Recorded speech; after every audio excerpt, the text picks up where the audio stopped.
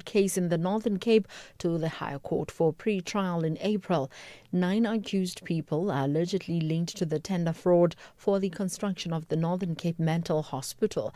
They face fraud, corruption and money laundering charges amongst others. The accused, who include former ANC provincial chairperson John Block, were served with indictment documents. Provincial NPA spokesperson Mujalifa Senokutswane elaborates. The matter has been transferred to the High Court for pre-trial conference, whereby each of the accused will be able to voice if they are ready for the trial to commence.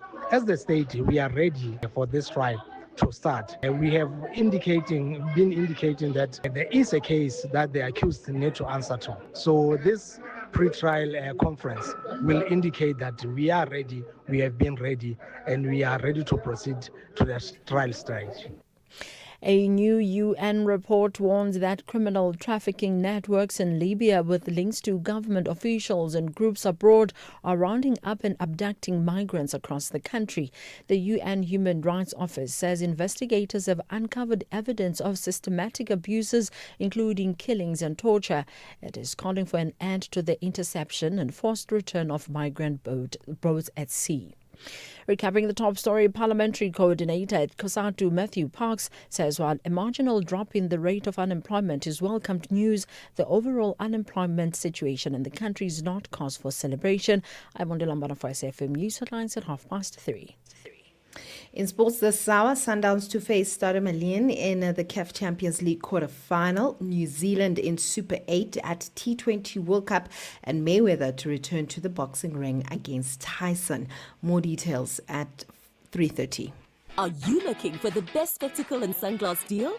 With Specsavers buy one, get one offer, you get great value for money. Get a free pair of branded single vision prescription sunglasses up to 3,300 Rand. When you purchase a comprehensive eye examination and spectacle frames with lenses on your first pair. The best part? Choose from top brands like Police, Hugo, Under Armour, Tommy Hilfiger, Red Bull Spect and more. Affordable eye care? Specsavers. T's and C's apply. This February, love lives on S3. From searching for love to racing across the world to stories that inspire, move and thrill. Whether it's drama, adventure, talent or truth, there's something to fall in love with every day. February on S3. Love what you watch. Only on S3. Open up. S3. Right, so Eskom, remember, is upgrading old electricity meters with modern smart meters, giving you clarity, control, and confidence. With your new meter, you'll be able to see your usage in real time, giving you the power to manage your electricity with ease. Smart meters are accurate and help Eskom respond faster to issues. So, request is to please allow the Eskom's authorized installers access to install your new meter. For more information, visit the Eskom website, Eskom, redefining for a better future.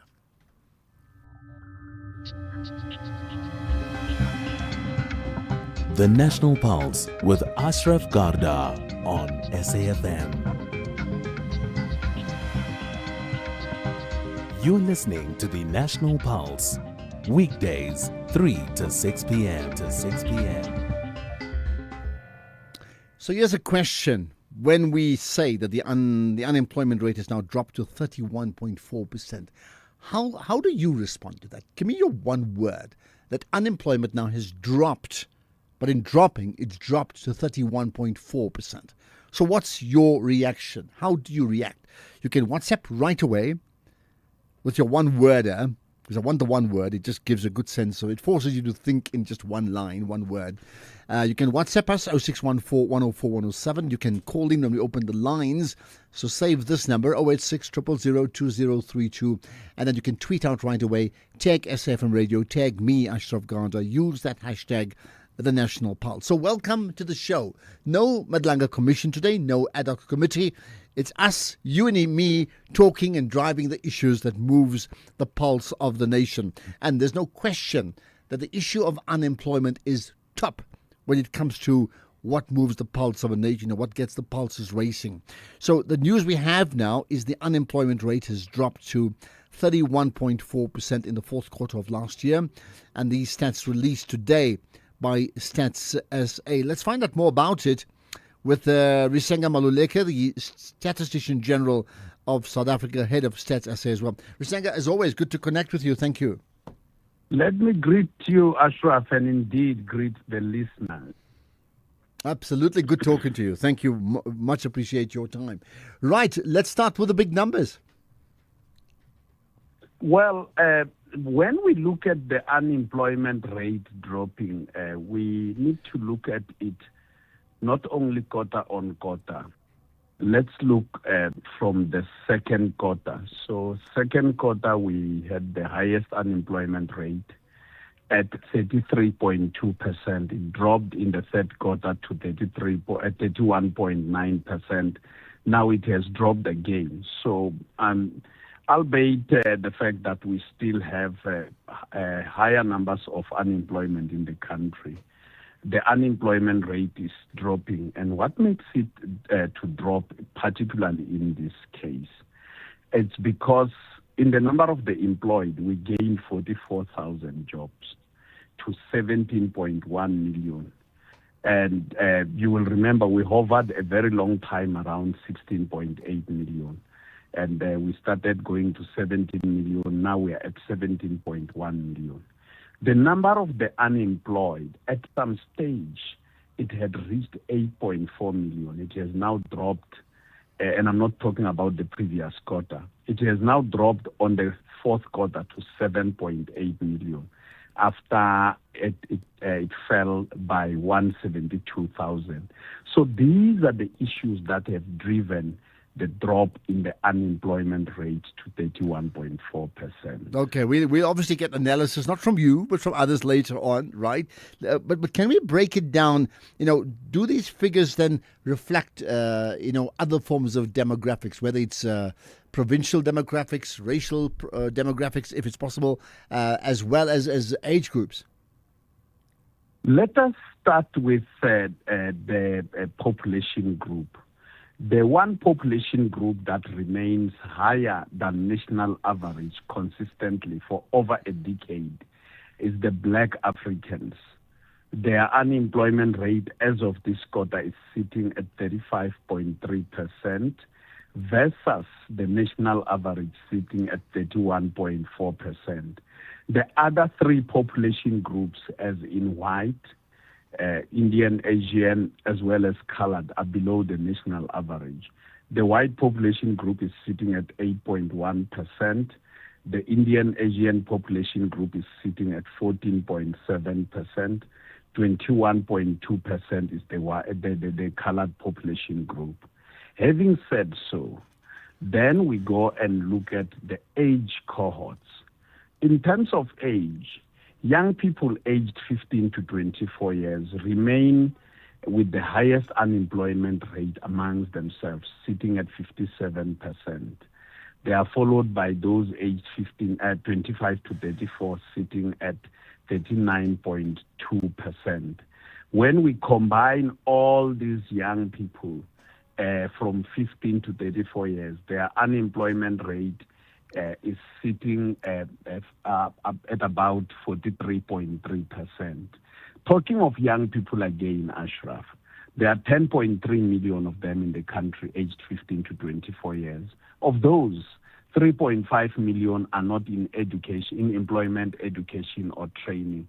So they wake up and sit, retaining a NEET rate, not in employment education rate of 34%. Now the provinces.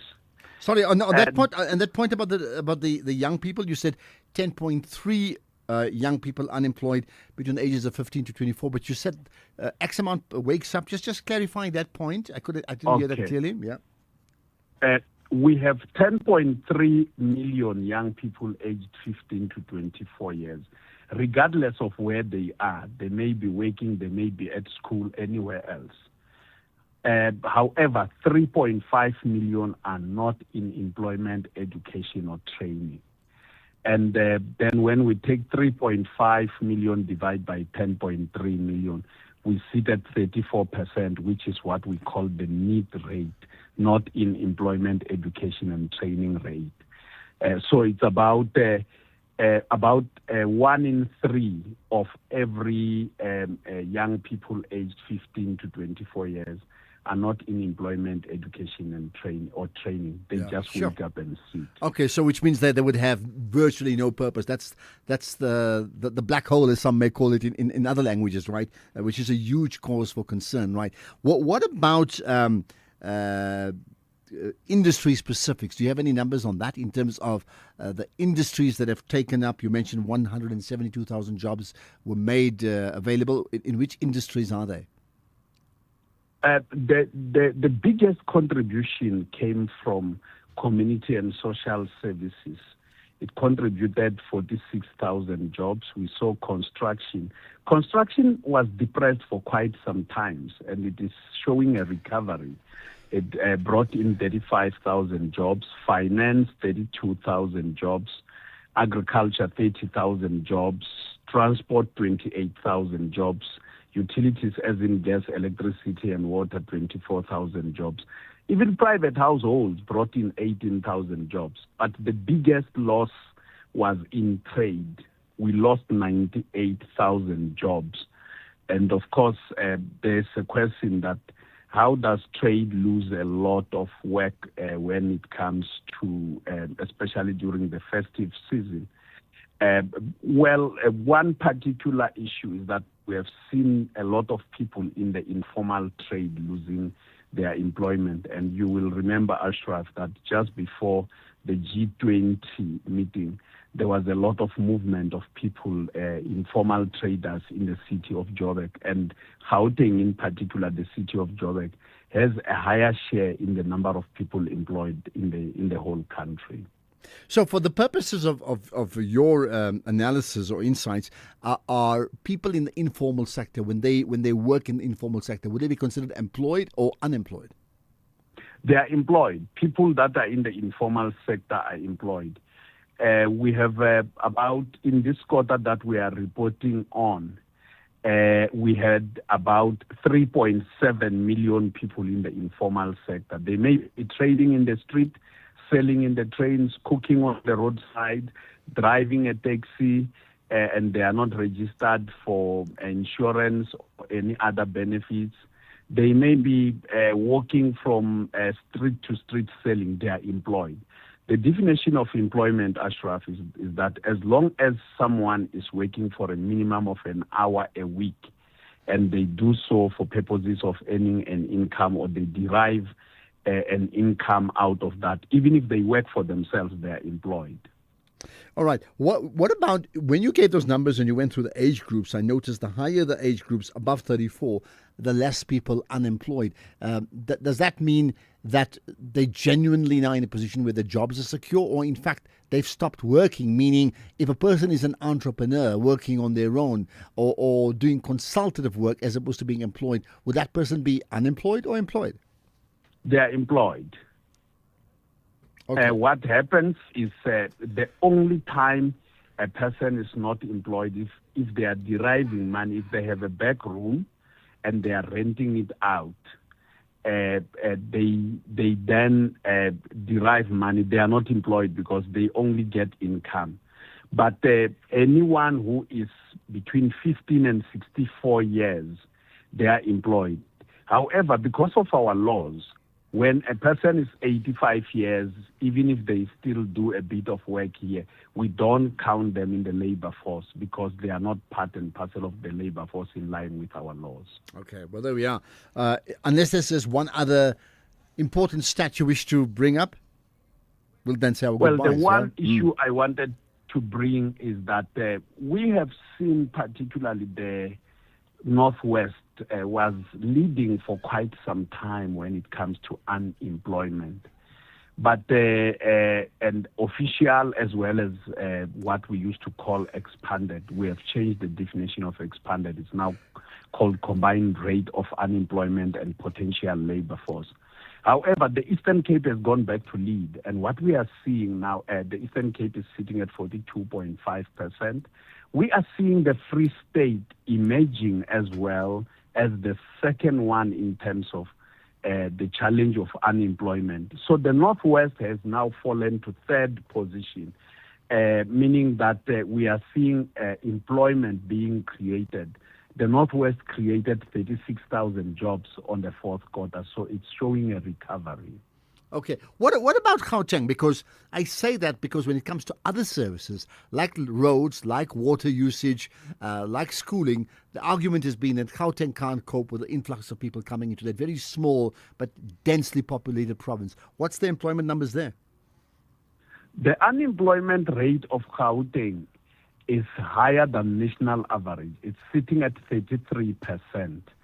And over a period of a decade, it mimics almost the national average. So it's higher than the national average for over a decade, but the congruency, whatever you see in the movement in Gauteng, it does affect the national average because everyone moves to Gauteng, as you rightly say, to look for employment coming out of different provinces. And in this quarter particularly, the Eastern Cape lost 54,000 jobs. Okay, sure. All right. Let's leave it at that. Lots to extract from all of that. Much appreciate your time as always, Risengo Maluleke, and certainly you give us numbers now to reflect on and garner responses from the public as well. So much appreciate your time here on the National Pulse.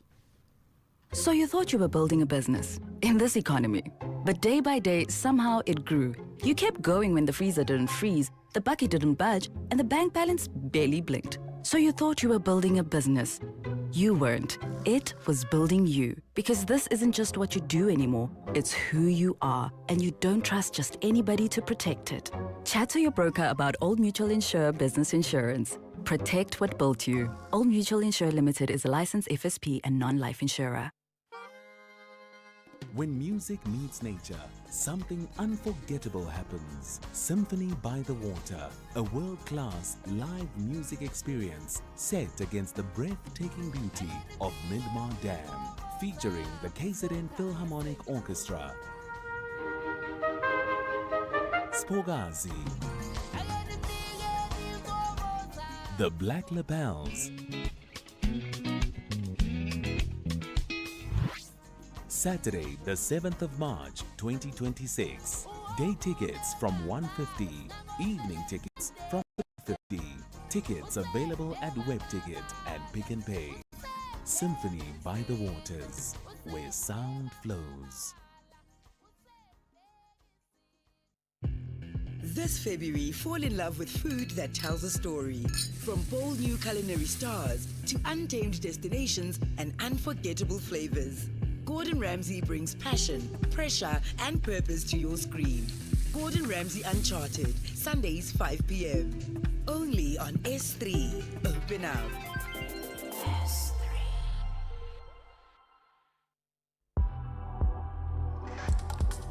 Ashraf Garda on the National Pulse. Right, let's get your reaction. I mean, you know the story. 31.4% is the official unemployment rate as per the fourth quarter of last year. But if you heard what was said, then there are aspects that you may want to consider. For example, Eastern Cape 42.5%, but Gauteng at 33.3 above the national average as well, right, which is a cause for concern. And then in terms of young people, sure, 15 to 24, 57% of young people who are eligible for employment are unemployed. 39% between the ages of 25 to 34. And then the other regarding population demographic, when it comes to what is termed as Black African, that number is again higher than the national average, and other population groups are lower. So there's lots to consider amongst all those things. Now, you give me your reaction. I've asked for it. I said, give me your one word, just one word, because it helps you to crystallize your thoughts in just one word. That's why I like it. One word. You can call in as well, which I'll take your calls right away. In fact, no Madlanga Commission, so we can do just that. Or you can send us a WhatsApp voice note or text message too. Right. Okay, let's get to those one-worders that we talk about. Here we are. Good afternoon, Ashraf. The one word I would describe Look, the unemployment here in South Africa has been hovering around 30% for years. We cannot celebrate basis points, 0.5 basis points, or whatever it is. It's not going anywhere. It's not moving. It needs, I don't know, needs something else, other ways of thinking. So one word I would describe it is persistent. Soviet Kingdomstown. Okay, persistent. It's persistent insofar as it's not going away, right? Shigriv, good afternoon, sir. My one word on this, because we are always told lies. My one word will be who and where these people got employed. Where and who? Where did they get employed? So that those who are still waiting or are still looking for a job, they can go to those places. Thank you, Ashraf. Thank you. But I think you may have heard what I said in terms of areas of population. They can't get down into specific categories, but I think you can get a gist of where it is, right? Good afternoon, Ashraf and your team. This is Sakile Nsugun from Wamhlabyalingan. One word as an answer to your question is misleading. They are misleading us that the unemployment rate has dropped. Thank you. So they're misleading you in terms of telling you it's dropped. In fact, you're saying it's higher. Yeah, Ashraf, really here in Kuma. Ashraf, the stinking policy that when you are around 34, 35, you are no more employable must be revisited, really revisited. Whilst the parliamentarians are staying there up until 90 years, even 100 years old, working, that's really nauseating. Thank you. Willia in Kuma. Okay, but when you said between the age of 34 that rate already is unemployable, I don't think that's true at all. I really don't think so. That's never come through anywhere. That's the prime of your life, man. You know, I think from 35, 34, going all the way up to about 60 plus, then it may drop off after that. Good afternoon, Ashraf. That guy for unemployment, you ask him a simple question, demographics. If you're saying 44,000 new people have been employed, then it means they have the exact stats. So they must be able to tell us in Mpumalanga, 12,000 people were employed in Nelspruit, and these are the sectors. That is what we are talking about. These guys, they come here and they lie and say, no, the second quarter. How does the employment rate drop by 3% and yet we don't feel the impact, we don't see the impact? And yet when you listen to the news, Ashraf, they're talking about sugar, those Tungati, they are going liquidation. There is no sector that is not closing doors. Metal, months ago, they were looking to retrench. Mining, they are retrenching. So which sector was able to employ 44,000 people? Ashraf, someone is just playing us here with these numbers. They just don't make sense. When they're realistically on the ground, they just don't make sense. Right. The unemployment rate should be shooting high. It's actually even higher than what they're predicting. Well, look, Stats SA delivers numbers on the basis of a matrix that they stick with, so they can measure, quarter to quarter or year on year, right? They did say there's an increase of an intake of 172,000 people, but yes, they didn't go into each province. I mean, time is a factor as well. So I think if you go to their website, you'll get a lot more detail about that. But I can tell you the one that matters, that if we now know the national average of people unemployed in the country is like 31.9, then he made the point, the statistician general, when it comes to demographics of population group, when it comes to black Africans, they are much higher unemployed than the national average. To the point it's 35.3 if the national average is 31. When it comes to white South Africans, it's 8%. Indian or Asians, 14%. Coloured, 21%. Sure. It's not to knock the others. It's to try and fix up that anomaly that has got to change. Ashraf, good afternoon, man. This is Flores from the beautiful Winelands. My one word for the unemployment rate is temporarily, because most of the people now have seasonal jobs, especially in the Western Cape. And after that, they will sit at home. So yeah, that is what makes the drop in unemployment. Have a good job, bye-bye. Okay, you think that would be the case just because that, I mean, I think they factor all that in, quite honestly. Another one, the one word I'd use with regards to the increase or the decrease in unemployment rate is insignificant. The so-called experts are just throwing numbers around. That comes from, I think it's Matemo, the lines, Matemo Mojano. It's just, the text is difficult to read just at the moment. It's very small, but I get that, right? Here's another. Good afternoon, Ashraf. One word I can say is a disgrace. Really, my reasoning on this, you can't have the population of over 65 million people and have less than a percentage on increasing of job opportunities. So it's really a disgrace, and this clearly shows that a government is really failing its people. So yeah, that's my opinion. It is a disgrace, especially to the government. Thanks. Well, look, there's no question with the numbers that we're talking about, and you can debate whether it's 31.9 or expanded if it's more. You know, the bottom line, we don't even need to be told that the rate of unemployment is so high, it is a national crisis and needs to be treated as such. Ashraf, this is Tabitha Bloemfontein. This is very shocking. You know, we are failing our youth as a country, and it's high time that South Africans' youth are being prioritized in every sector. If needs be, we should remove foreigners in the employment opportunities so that the South Africans' youth can be employed. But I don't know if you can ever get to a situation where you say don't employ any foreigners, because, in fact, foreigners do enhance a country's diversity. I think the question has been often that the foreigners that we do employ, they must add value. They must bring in skills that are in short supply to the country. It is that sort of thing, right? And maybe it's another conversation we ought to be having.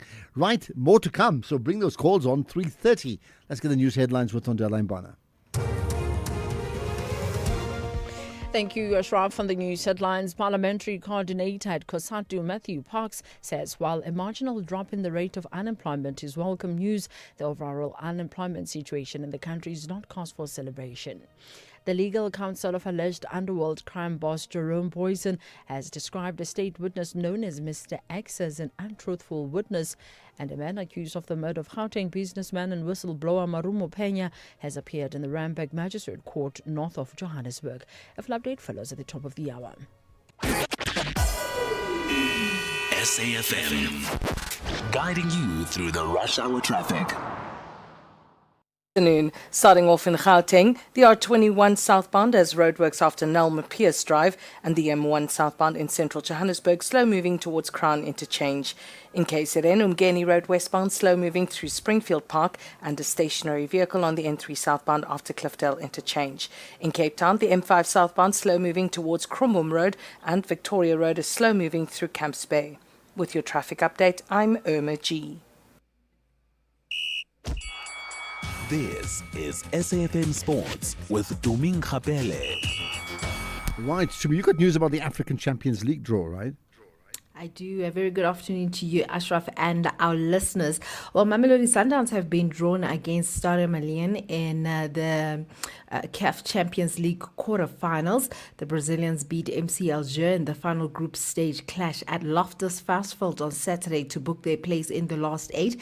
And midfielder Marcelo Allende says that they deserve to still be in the competition. Of course, always is important win at home. Against a very good opponent, and I think we deserve the qualification.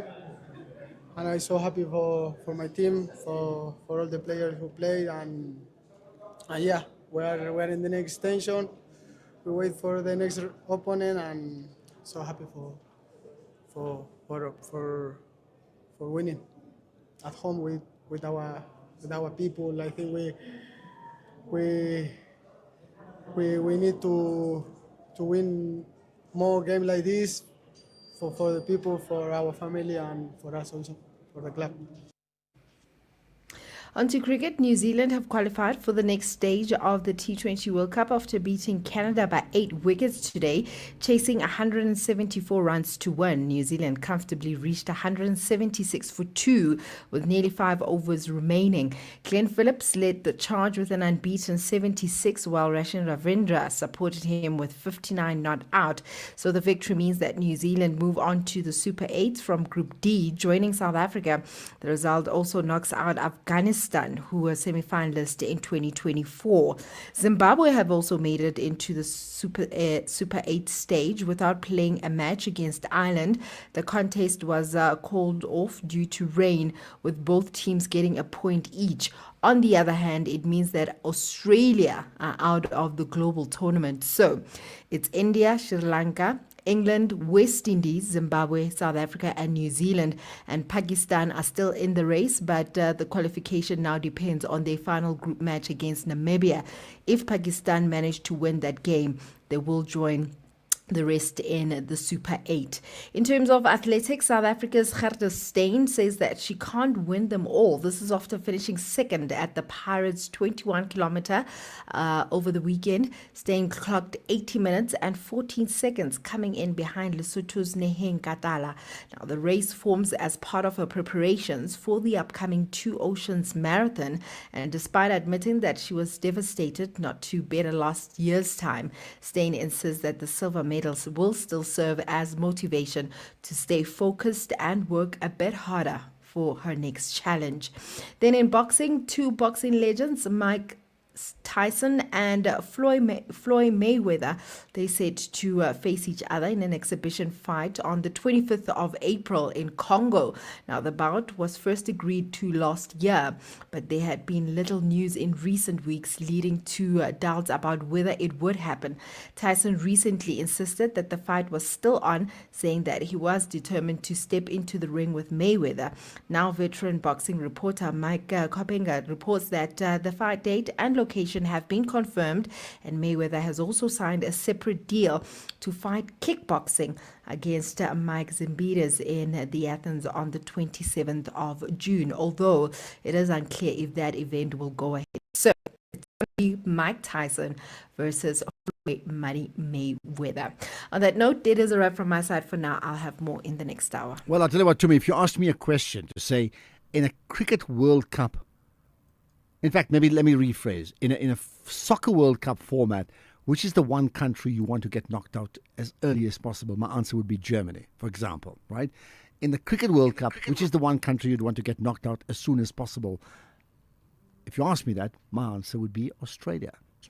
Australia? Yeah, because if they get through to the knockout stages, they're bound to win it or reach the final. They are that formidable. So it is a huge, big deal to most teams who have desires on winning the tournament, that the Australians are out of that competition. So that, I think, that makes a huge difference there. Is it not the same with India? Well, I think India is the other one. I think, and we know that. I mean, at the moment, everything seems to be going the way of India. But yeah, if I can only pick one at this point in time, I'd say Australia. India's, I think, pretty obvious. They're at home as well. Yeah. In fact, here's a quick voice note I want to play, which is something that it's about our neighbours. Good afternoon, Ashraf. The dream continues. It's Zimbabwe versus India. Australia out. They are packing their bags. They are going home. Even the rain gods conspired against the Aussies. They are on their way home as we speak. The dream continues. Who knows? Andrew in Butterworth. Thanks, Andrew. How do you know they're on their way as you speak? Are you at the airport? I mean, are they checked out? You get my point. Okay, but yeah, listen, we all agree. Zimbabwe doing well. Australia out. Wow. Crazy. All right, more sport in an hour. At Discovery Health Medical Scheme, we're for health. For health that runs in the family. Come on, guys. We're nearly there. And for families that run for health. With our world-first personal health pathways, coaching you to better health and earning you up to 20,000 Rand extra day-to-day cover. We're for rewarding health, for growing health, and for your family's best health. Last one, there's a rotten egg. Like no other. Join Discovery Health Medical Scheme and add your child from 895 Rand per month. Discovery Health Medical Scheme is a registered medical scheme. Personal Health Pathways is brought to members by Discovery Health. The Gauteng Provincial Legislature is your provincial parliament, working daily to strengthen democracy and ensure that the voices of Gauteng's people are heard. As the lawmaking and oversight body of the province, the legislature holds government departments accountable, monitors service delivery, and promotes ethical, transparent governance that puts communities first. Through public participation programs, oversight visits, and platforms that bring citizens closer to decision-making, the legislature empowers residents to influence policies that affect their lives. By driving accountability, responsiveness, and openness, the GPL remains committed to building a government that delivers for all. The Gauteng Provincial Legislature. Your view, our vision. As the nation seeks answers, SAFM brings you live, uninterrupted coverage of Parliament's Ad Hoc Committee investigating allegations made by KwaZulu-Natal Provincial Commissioner, Lieutenant General Nhlanhla Mkhwanazi. You can also stay up to date with the Judicial Commission of Inquiry into Criminality, Political Interference, and Corruption in the Criminal Justice System. Stay informed, stay connected. Tune in live on SAFM 104 to 107 and follow the coverage across our digital platforms live on Facebook, X, and YouTube at SAFM Radio. SAFM, leading the conversations that move us.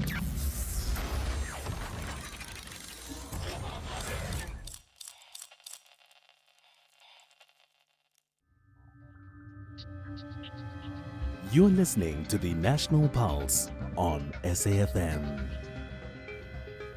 So, did you wake up to the news that the United States civil rights leader and potentially wannabe American president Jesse Jackson has passed on? No question, is one of the most significant leaders of the 20th century American civil rights movement, right? Now, whereas tributes have been pouring in about his passing away, we thought perhaps the best way we can pay tribute to him, because I didn't know him personally, was to reflect on his speech from 1988. So think about that, 2 years before Mandela and company were released. 1988, he spoke at the Democratic National Convention in Atlanta in the USA. And this is what the now late Reverend Jesse Jackson said. Writers were not always outside my door. When I was born late one afternoon, October 8th, in Greenville, South Carolina, no writers asked my mother her name. Nobody chose to write down our address. A mama was not supposed to make it, and I was not supposed to make it. You see, I was born to a teenage mother who was born to a teenage mother. I understand. I know abandonment and people being mean to you and saying you're nothing and nobody and can never be anything. I understand. Jesse Jackson is my third name.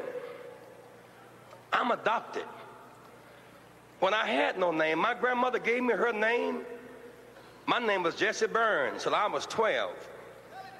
So I wouldn't have a blank space. She gave me a name to hold me over. I understand when nobody knows your name.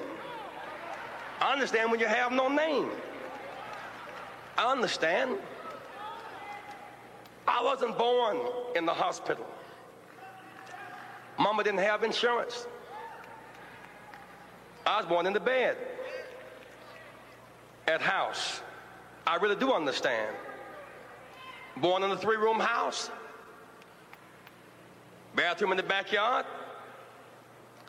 Slop job by the bed. No hot and cold running water. I understand. Wallpaper used for decoration? No. For a windbreaker. I understand. I'm a working person's person. That's why I understand you, whether you're black or white. I understand work. I was not born with a silver spoon in my mouth. I had a shovel programmed for my hand. My mother, a working woman. So many days she went to work early, with runs in her stockings. She knew better, but she rolled runs in her stockings so that my brother and I could have matching socks and not be laughed at school. I understand. At 3 o'clock on Thanksgiving Day, we couldn't eat turkey because Mama was preparing somebody else's turkey at 3 o'clock. We had to play football to entertain ourselves. And then around 6 o'clock, she would get off the Alta Vista bus, and we would bring up the leftovers and eat our turkey, leftovers, the caucus, the cranberries, around 8 o'clock at night. I really do understand. Every one of these funny labels they put on you, those of you who are watching this broadcast tonight in the projects, on the corners, I understand.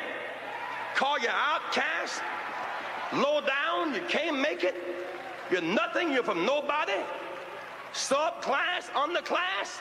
When you see Jesse Jackson, when my name goes in nomination, your name goes in nomination.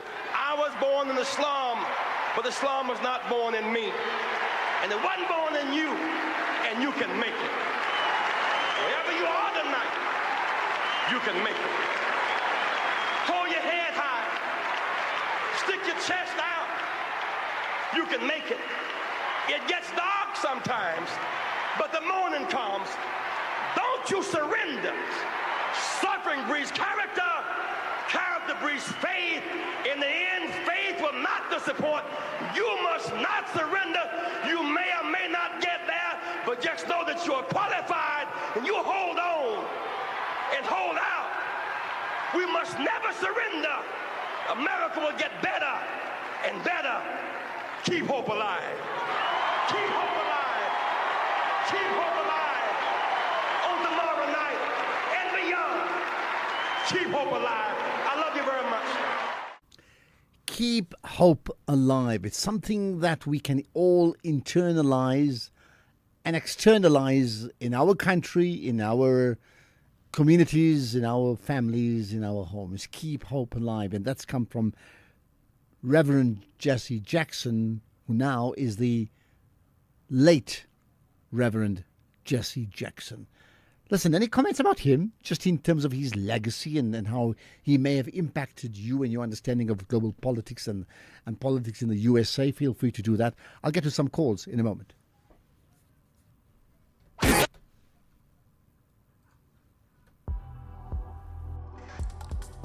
Ashraf Garda on the National Pulse. Right, let's talk about jobs or joblessness, specifically in Gqeberha, in the Eastern Cape. Maria, hi. Hello. Hi. Ashraf. Yep. Somebody was speaking about the mostly ladies that are unemployed.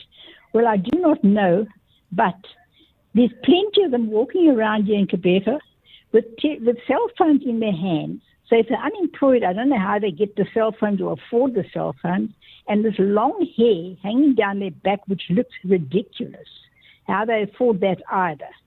So that's just my comment about the unemployed ladies. What's your point? That if they're unemployed, they shouldn't have a cell phone and shouldn't have long hair? How do they afford a cell phone and that hair if they're unemployed? But maybe their parents have paid for it, for example. We're talking about them being unemployed. There can be people, even children of wealthy families, where the parents are employed and they're not employed. Oh, well, then it's another story, I suppose. Okay. But anyway, I thought I'd just mention that. Well, appreciate you calling in. We certainly want the diversity of opinions, Maria and Gqeberha. Right, more calls from you, more comments, and there's lots of disagreement with those stats around unemployment. Good day, Ash. My pedo Benny from Lower Community. I object. In fact, I totally disagree with the notion that the unemployment rate has dropped. Nothing. There's nothing that has dropped here. It's going up every day.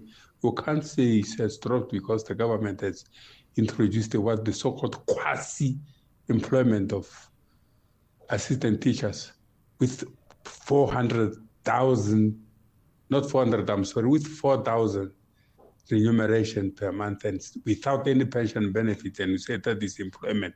Nothing. But then if you don't believe in those stats, that means if the unemployment rate goes up, you also won't believe it either. Meaning that Stats SA has got a certain matrix about matrix of how they count, right? And they repeat it every year. That's a formula, it's a template, right? It's not perfect, but it's a template. So if we discard this, then we're basically saying, I don't believe anything.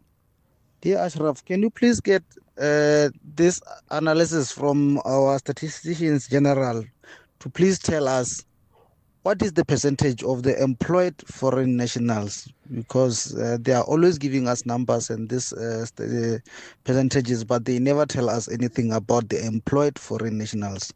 Please get those figures, please. All right, it's gone now, but maybe it's something we can follow up on. I think I understand it's a big issue. I certainly get that, right? Good day, Ashraf. Good afternoon, Ashraf. All the skeptics who are talking, who have given you voice notes, they don't understand statistics.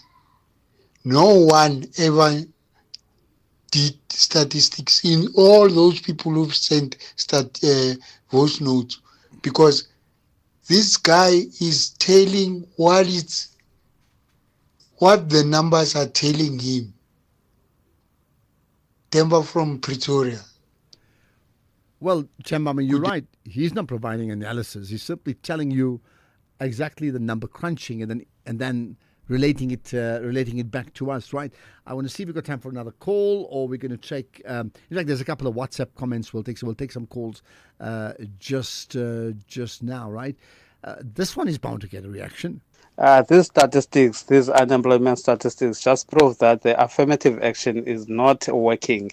How to explain that the majority of South Africans, Black Africans, are still occupying the high position when it comes to unemployment?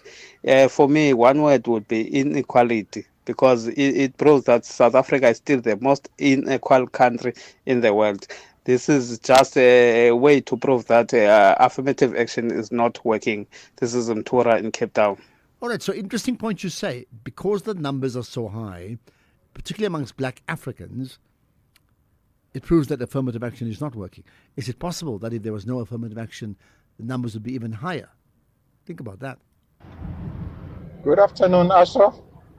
Ashraf, I wanted to ask, what are the skills that people who are in SA, who are foreigners bringing, that South Africans can bring? Or somebody who's working at a restaurant? What the gentleman said about what the government needs to do by cleaning foreigners with South Africans, I agree with him 100%. C'est le word. Okay, look, I get your point about the skills. Look, whatever's happened historically is one thing. I think the question is now what happens going forward. I mean, I take your point absolutely about what skills are they essential skills? Are they value adds that they are unavailable in this country? Keeping in mind there are also X amount of people that come to this country as refugees, and there has to be space made for them, because that is part of really what most countries in the world ought to be doing, assisting nations or people from refugees who need your support, right? This is the National Pulse. This February, love the shows that keep you guessing. Every case tells a story. Every clue brings you closer to the truth. From shocking twists to unforgettable investigations, Homicide returns with seasons 3 and 4, where justice is hard-won and nothing is ever simple. Because loving what you watch sometimes means leaning into the darkness. Homicide Seasons 3 and 4, weekdays at 12 p.m. only on S3. Open up. S3. SAFM, in collaboration with the Center for Social Justice at Stellenbosch University, invites you to attend the 7th Annual Social Justice Lecture in commemoration of the World Day of Social Justice on the 20th of February 2026. The 2026 Social Justice Lecture will be delivered by the Right Honourable Baroness Valerie Amos, LGCHPC, Master of University College Oxford, and former Director of SOAS, the University of London, under the theme Illusions of Stability, delivering social justice in a period of polarization and global instability. The lecture will take place at the Baxter Theatre in Rondebosch, Cape Town from 5 p.m. Get your free tickets from Quicket. SAFM, leading the conversations that move us. Wherever you are in the world, SAFM 104 to 107 is accessible. We're also streaming live on Facebook, X, and YouTube at SAFM Radio. We acknowledge and appreciate everyone tuning in and watching our streams. Stay with SAFM 104 to 107 as we bring you commission live, breaking stories, and thought-provoking lectures. SAFM, leading the conversations that move us. Ashraf Garda on the National Pulse. Okay, so there have been changes regarding the management of the National Lottery because from June, in the next few months, Sizekaya Holdings will become the fourth operator of South Africa's National Lottery. Let's find out what their plan is, what their vision is. With me is Lebogang Indana, CEO of the Sizekaya Holdings. Lebogang, appreciate you joining us on the National Pulse. Hi, Ashraf. How are you doing? I'm good indeed, right? I take it, winning, let's put it that way, winning the bid to become the custodians of the National Lottery is, for you, effectively like winning the lottery. Not necessarily so, but I guess, depending on how you look at it, but we always thought we have a winning bid, if you put it like that, but based on the amount of work and the strategy that we applied. So I think it all boils down to hard work and looking at what has transpired in the lottery space over the past 25 years. Okay, let's then talk about, your plan, because I would take it that, every time there's a new custodian, the plan differs as well. What is the plan this time around from Sizekaya Holdings? So one of the key factors with what we propose to the National Lotteries Commission is we will increase the contributions that we will be making to the fund. We will be introducing new games just from a perspective of attracting new players onto the market, but also revitalizing existing ones. Obviously, we cannot divulge a lot of details because there's currently the current operator. But also what's exciting, Ashraf, is that we will be bringing back live games, live draws, just to make sure, just to get the public interested, excited, again, like we used to have pre-COVID. When you say live draws, explain what that means. Live draws is when you'll be able to switch on your TV around 9 o'clock when the draws are happening, and then you'll see the draw happening as live at that point in time. Okay, so are you suggesting that's not been happening right now? It clearly shows you I don't play the lottery. Yeah. So it happens in the background through a system called the RNG system. So we will be bringing back the I'm not sure if you remember the days where there was Nimrod and Amo, and people will be on stage and the balls will drop as you're watching them. As it happens at that point. Okay. But also what we're trying to achieve with this, Ashraf, is just to make sure that there's transparency around the draw itself. I mean, if you look at what has been happening around the lottery itself, there have been obviously concerns in terms, are these true numbers? Is this live? So we just want to make sure that there's transparency, but just also to draw people back to the excitement of watching it happen. I mean, I would take it from your side, your mandate must be to increase profits, to maximize profits on behalf of the National Lottery.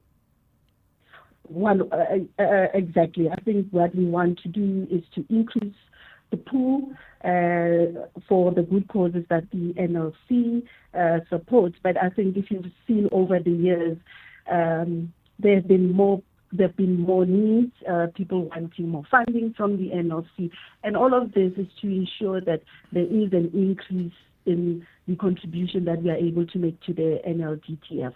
Okay. What about now? As I talk to you, there's this growing call of the absolute dangers of gambling in whichever form, from something high level to casinos to even playing the lottery. And I'm looking at people in Parliament like Makashule Gama, who's been saying a lot from Rise Mzansi. He's been lobbying, and then even people like Kaya Dlanga. If you look at his social media posts about just the perils of gambling, how do you feel about that? The essence of one, the fact that it's milking people dry. On the other hand, that the impact it's had on the many millions who actually don't win at all, and therefore has a huge impact on their social and family life.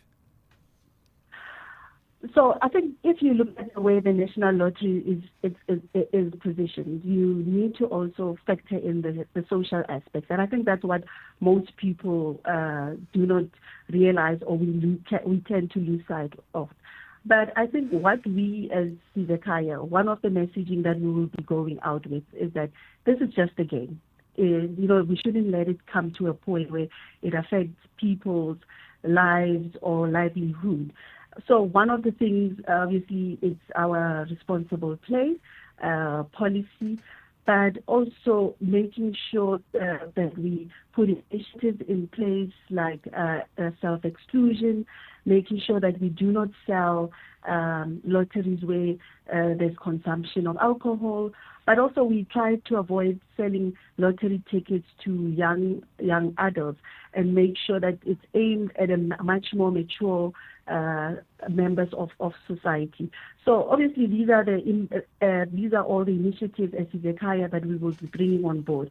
But over and above that, what goes with that is the training of the retailer, because the retailer at the end of the day are the people who interact with the player or our customers. So we are training them to ensure that they're able to provide us with feedback so that when we run campaigns around responsible play, we know what to target, the type of message that we need to send out. Just lastly, and you've got 30 seconds to answer this, that old payoff line, winners know when to stop, when he talks about responsible gambling. I mean, seriously, is that really true? I think it depends from person to person, and hence, without putting these mechanisms in place, yes, you have a winner that plays for fun, but not all members of society are affected by excessive gambling. Some people do play for fun, and that's the good part that we need to look at, and the good cause that it supports. And that's what we will be driving as Sizekaya when we launch come 1 June 2026. Okay, we'll look out for all of that. Appreciate your time, Lebokang Indadana, the CEO of Sizekaya Holdings. They'll be managing the National Lottery from June of this year. Let's get the news now. It's 4 o'clock. Here's Ondela.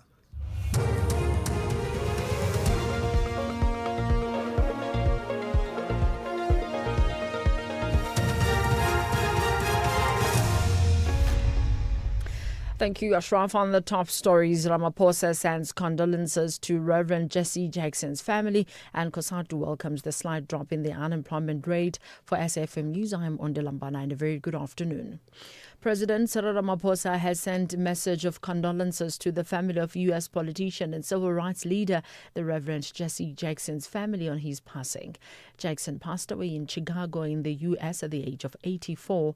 Jackson fought for the rights of marginalized from his U.S. presidential campaigns in the 1980s, where he mobilized millions to register to vote. Presidential spokesperson Vincent Magwenya says Jackson also contributed to the attainment of freedom in South Africa.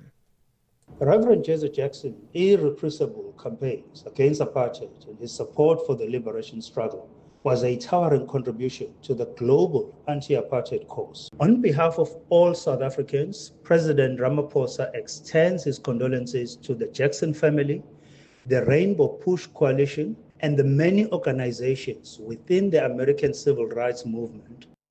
Parliamentary coordinator at COSATU, Matthew Parks, says while a marginal drop in the rate of unemployment is welcomed news, the overall unemployment situation in the country is not cause for celebration.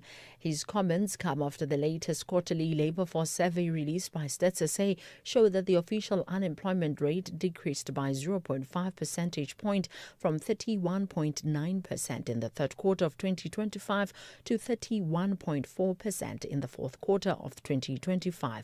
Parks says unemployment remains a crisis in the country. But whilst we welcome this news, we must remain cautious. This is for the last quarter of the year, 2025, and there's normally uptake in employment figures over the festive season. What is critical is to see how we maintain that momentum in the first quarter of the year when there's normally a little bit of a decrease as the festive season ends. But also, whilst we appreciate any new jobs, whilst we appreciate when unemployment is falling, not increasing, we cannot celebrate when we have an unemployment rate of 42.1% overall, when 4 out of 10 South Africans can't find work, when 6 out of 10 young people struggle to find work, when the economy is barely growing at 1.4%.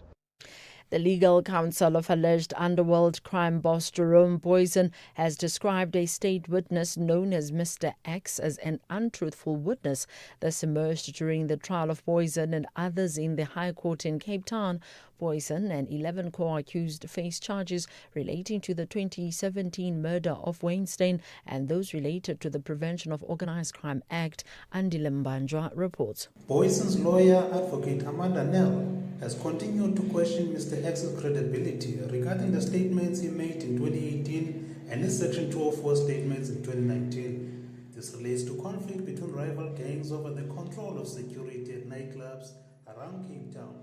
Mr. X told the court that a meeting between Boysen, Andre Naudé, Mark Liffman and Kamal Naidu took place at Boysen's house in Belleville, where a takeover of nightclubs from alleged crime boss Nafis Modak and Boysen's brother Colin was discussed. I'm Andile Mbanjwa in Cape Town.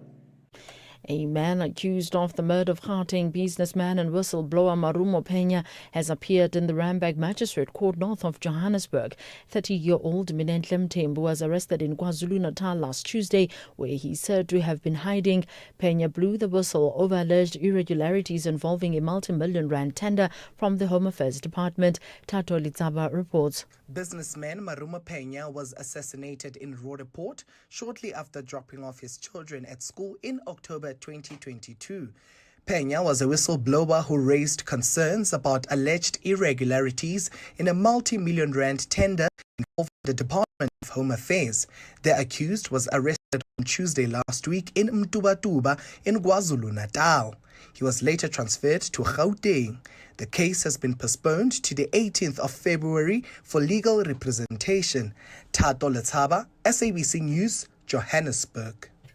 The ANC in Tshwane says it is turning up the heat on alleged rogue and corrupt senior officials in the capital city. The party is demanding a full investigation into the Tshwane municipality's chief financial officer, the chief of Metro Police and the city manager. Following allegations of tender irregularities and financial mismanagement, the city of Tshwane and the executive mayor are yet to respond to the allegations. ANC Tshwane Regional Secretary George Majila says only a full-scale investigation will help restore accountability and public trust. Recapping the top story, President Cyril Ramaphosa has sent a message of condolences to the family of U.S. politician and civil rights leader, the Reverend Jesse Jackson's family, on his passing. Jackson passed away in Chicago in the U.S. at the age of 84. I'm Ondela Mbana for SFM News. Headlines at 4:30. In sports this hour, Marumo Gallants announced temporary home ground change. We hear from Brooke on being the first male CEO of Netball South Africa, and COSAFA Women's Championships begin in Polokwane. More details at 4:30. SAFM, guiding you through the rush hour traffic. Good afternoon. Starting off in Gauteng, the N12 R24 westbound and Bedford View slow moving on both routes towards Giluli's interchange. Winnie Mandela Drive northbound in Hurlingham has delays near Republic Road and Dustport Tunnel in Pretoria, slow moving at the tunnel. In KZN, Umgeni Road westbound, slow moving through Springfield Park, and a stationary vehicle reported on the N3 southbound after Cliffdale interchange. In Cape Town, Main Road northbound, slow moving through Muizenberg, Voortrekker Road is slow moving through Maitland, and Kloofnek Road outbound, slow moving through Tamboerskloof. With your traffic update, I'm Irma G. Stay safe on the roads. SAFM is with you.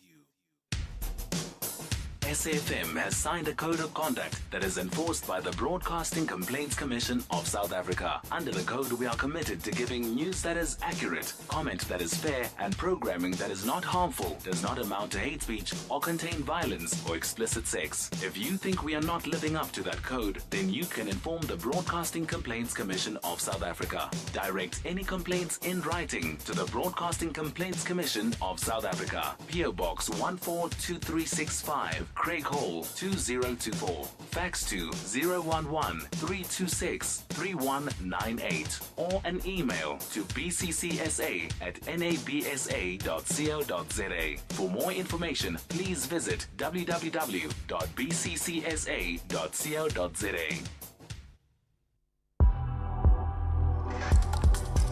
The National Pulse with Ashraf Garda on SAFM. You're listening to the National Pulse, weekdays 3 to 6 p.m. I mean, I've had a few people commenting about Jesse Jackson, so please go out and do that. And that speech we played, lots of people commenting about the unemployment rate, and my prompt to you, your one word that describes what you've just heard regarding South Africa's unemployment rate going down now to 31.9. Good news, but whatever. You tell me what you think, and you can WhatsApp us. It probably just works best if you do that. How then do you respond to the caller we had from Gqeberha about when a youngster is unemployed, how do they have a cell phone in their hands and long hair? I'm just putting that to you. I mean, you heard what I said, but how do you respond to that? If you get told so-and-so is unemployed, but you know what? They have a mobile phone and they've got long hair. How do you respond? How do you respond about the news that there's been some drama regarding Gauteng Liquor Traders Association? They've rejected proposed increases in liquor licensing fees. We're going to talk about that just now, and then you may want to pick up on the issue of the National Lottery and gambling as well. In the meantime, the city of Ekurhuleni has started vetting its Metro Police officers through an independent forensic firm. Now, the appointed firm is expected to hand in a report within 2 months. The union representing most of the workers, which is the South African Municipal Workers Union, SAMWU, believes there is no justification for the city of Ekurhuleni's decision to vet all of its Metro Police officers. I'm trying to understand it. Let's find out with Chris Mabundla, the SAMWU Ekurhuleni Regional Secretary. Chris, thank you for joining us once again on the National Pulse. Thank you very much, Ashraf, and to the listeners of SAFM. Thank you. Why do you believe there's no justification for the city of Ekurhuleni's decision to vet all of its Metro Police officers? Look, first of all, we must indicate that we, as South African Municipal Workers Union, we reluctantly welcome this process because we're not consulted, and you'll understand that once you introduce this thing of vetting, annual vetting to our employees, it then becomes a condition of service. So the employer has no right to unilaterally change the terms and conditions of employment without consulting. Anything that has got the potential to change or vary the terms and conditions of employment must be the subject of consultation between the parties. We are a party, we are a stakeholder, we are a recognized trade union, and we should stand and advance the interest of our members. All right, so that would be a change of the terms of employment, as you say. However, do you agree with the principle behind vetting of workers?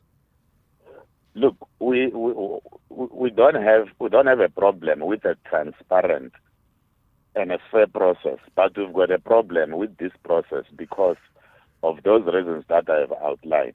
Also, we don't have any policy other than the talent acquisition policy in the city of Ekurhuleni, which says vetting should be conducted before an employee is appointed.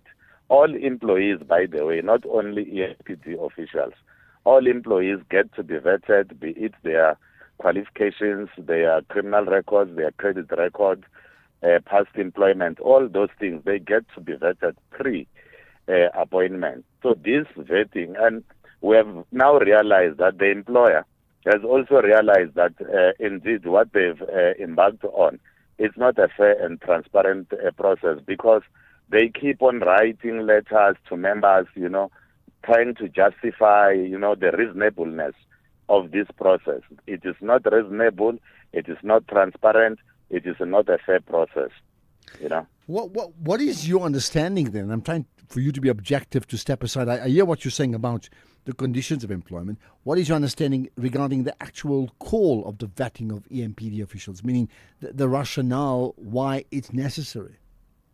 Look, when we wrote the statement on the news like everybody else, as if we are not a recognized trade union, it says we are vetting these employees for criminal records and lifestyle audits. So you see, hence we are saying we reluctantly welcome that, because our understanding is that the fish rot from the head.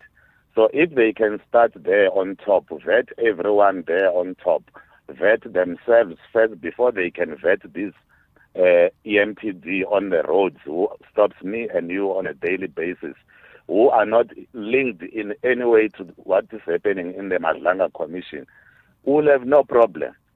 But you must start with yourself as a leader and say, as the executive, as the senior managers, we are going to vet ourselves to show that this thing has no problem with anyone. Anyone can be subjected to this process. Why do you start with your constables? Why do you start with your wardens, your inspectors, and not start with you to show that this is the right thing to do?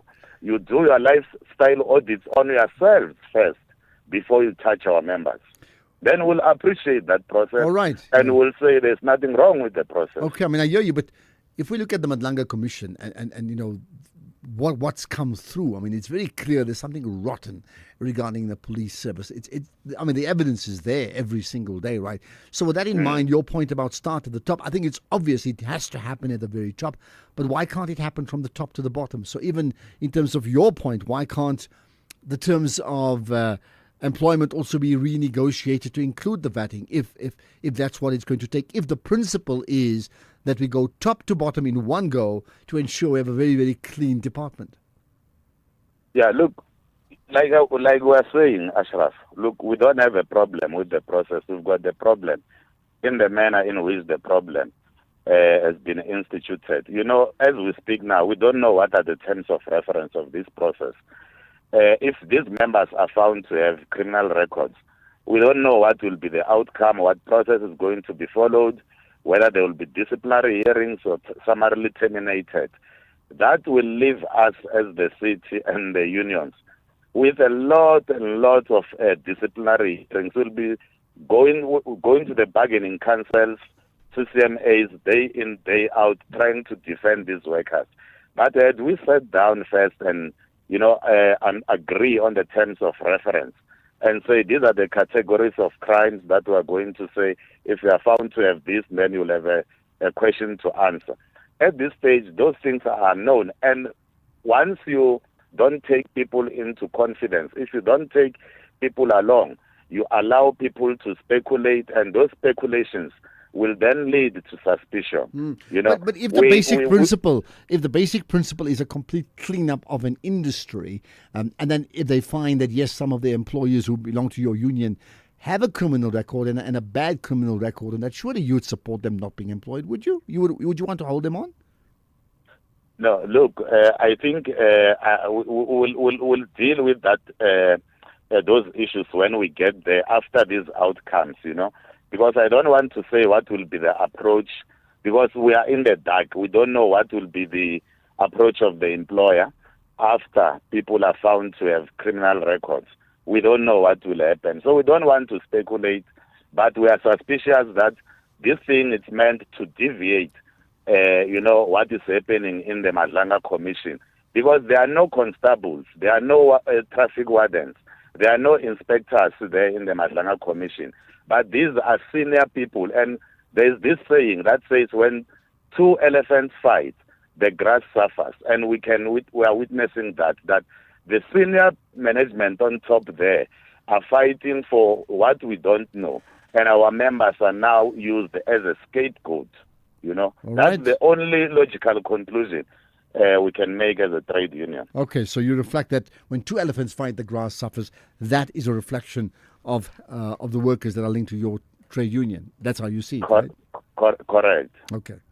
Let's leave it at that. That story, I'm sure, will garner lots of responses. I have no doubt about that.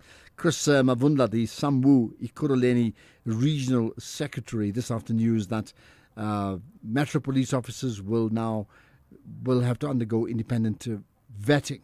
And clearly, the spokesperson or the secretary of Sambu not pleased with that all, saying go to the top, don't come to the constables at the very bottom. This is the National Pulse. Don't blow your paycheck on high car insurance premiums when you could be saving with Outsurance. So how much does 35-year-old Zanai save?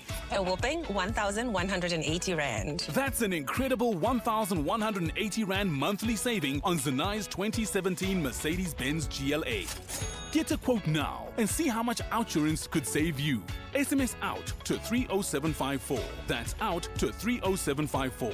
With Outsurance, I'm saving a whole 729 Rand. 729 Rand is a sweet saving on 32-year-old Parushka's 2020 Haval H2. And after 3 claim-free years, you get an out bonus. Yes, I'm ready for that out bonus. You also get benefits like 24/7 roadside assistance and loads more. Get a quote now and see how much money Outsurance could save you. SMS out to 30754. That's out to 30754. Licensed insurer in FSP. TCs and information online. Limits apply. What's stuff? Why is there a horse in your driveway? You right, Savvy. Why drive a Mustang when you can ride one? What the missus say? Well, she had a bit of a long face, but now she's stable. If you need a backup plan, WeBuyCars can sort you out. Nah, Savvy, this thing is eco-chic. Stop horsing around, cowboy. Rather get one of these from WeBuyCars. What's the horsepower on that thing? More than one, Dolph. More than one. Don't be Dolph, be savvy.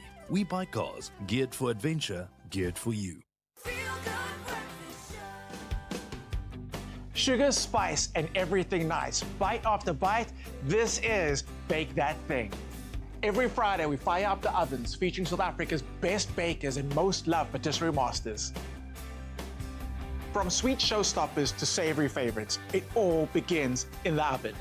Get inspired live every Friday, only on Espresso on S3. This is Bake That Thing.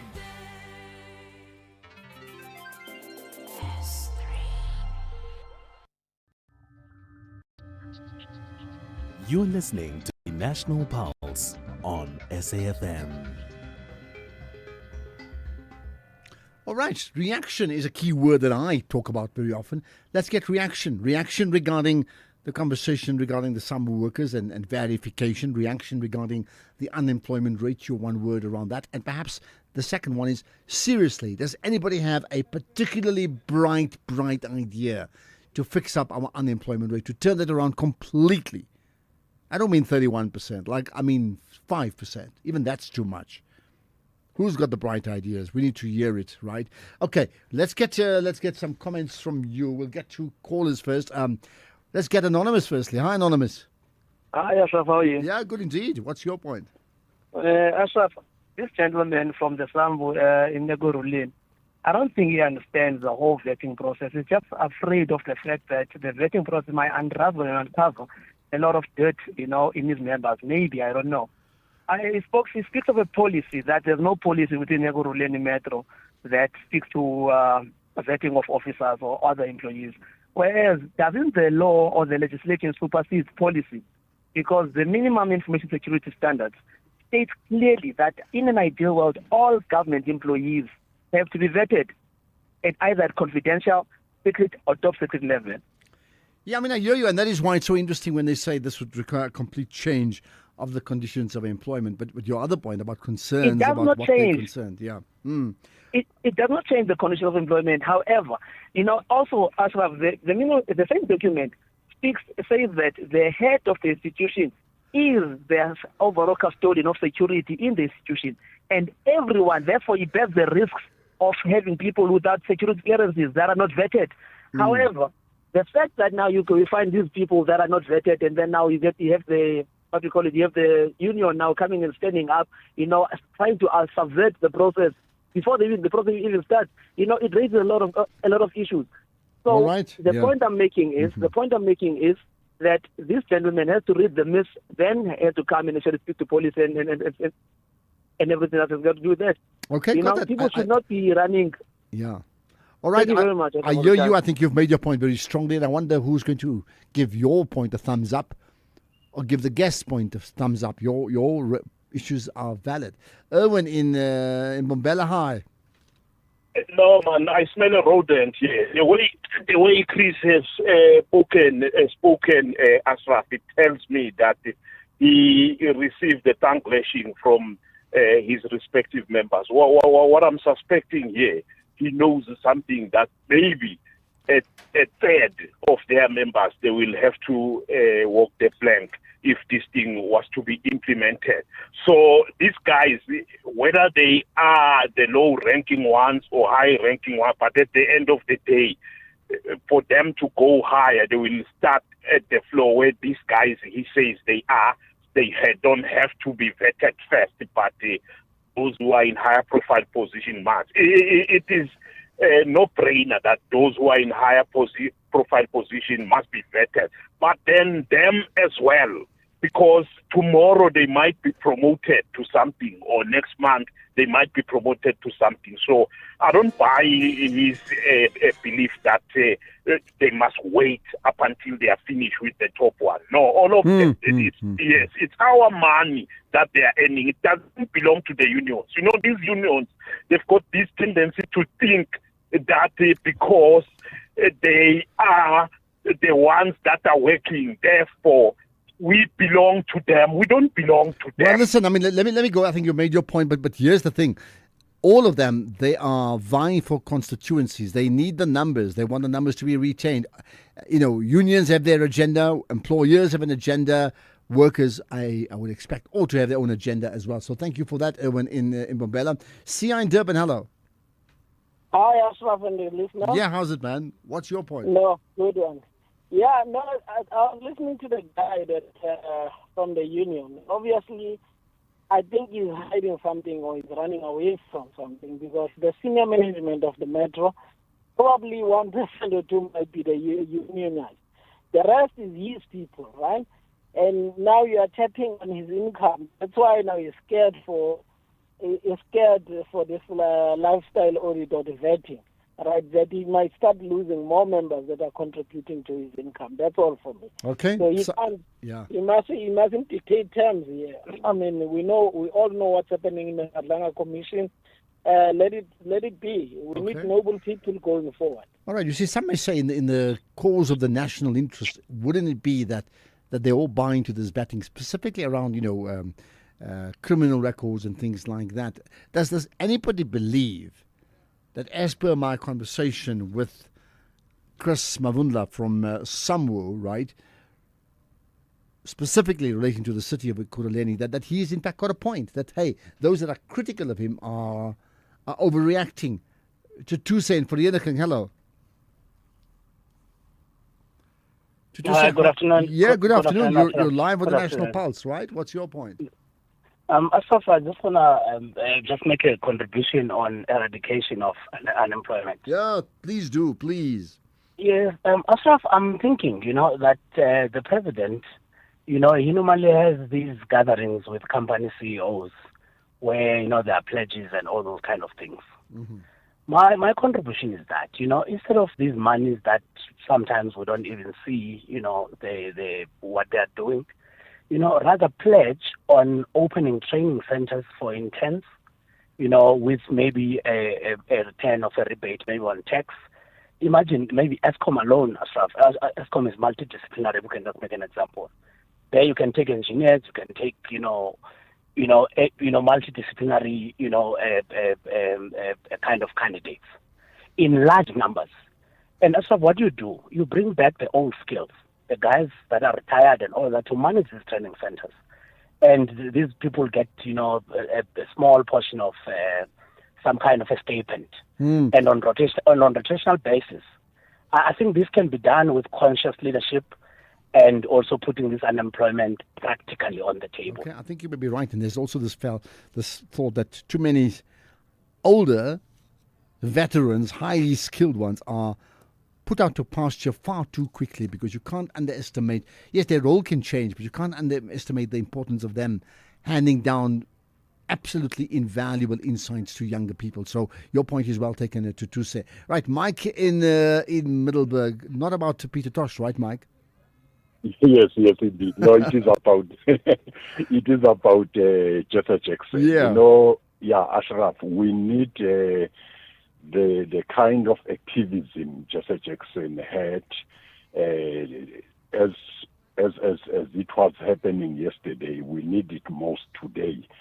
We have a challenge here, and we need people who will speak out. I cannot agree more, Ashraf, with Sophie Mokoena this morning, that those activists who might have retired, let them come back, let them march against the imperialism as demonstrated by Donald Trump and who's this guy? Would this be in the USA or in South Africa you're referring to? Because we are talking of Jesse Jackson, right? Yeah. Yes. But things are deteriorating instead of getting better. You wish you can go to the grave and appeal to Nelson Mandela, Bishop Tutu, and also get other activists, out of retirement. You remember activists in the apartheid movement, activists in the Black Lives Matters. We need them really to march and make their voices heard now, just like it happened before. All right, point. It's bad. Okay, Mike, good to connect with you. Thank you for that point. We need these activists, but what about inspiring a new wave of young activists at the forefront and giving them the power and the leverage to make the decisions that are there for the best interests of the country? Good afternoon, Ashraf. The public sector, the government employees, we are where we are because of the unions. I'm listening to this guy from the trade union from Ekurhuleni. It seems like he's condoning what the members are doing there in EMPD. Why should they be consulted? Why? Is he trying to hide something that we don't know? That is why there's so much corruption in the public sector, because the unions are also involved in protecting their own members. I thank you. Thank you. Well, that's the point that's been made, that in the light of the revelations or the allegations made at the Madlanga Commission, you'd think there'd be a greater need to say, yes, bring it on. We need to clean up our department or division. But that doesn't seem to be the case from the SAMWU representative. 4:30, news headlines. Here's Ondela. Thank you, Ashraf. On the news headlines, Agriculture Minister John Steenhuisen has used the debate on the State of the Nation address in Parliament to announce the arrival of 1 million vaccines to combat foot and mouth disease. Some locals are continuing to dig for gold at a kraal that is causing major disruptions at the Gugulethu informal settlement in Springs, east of Johannesburg.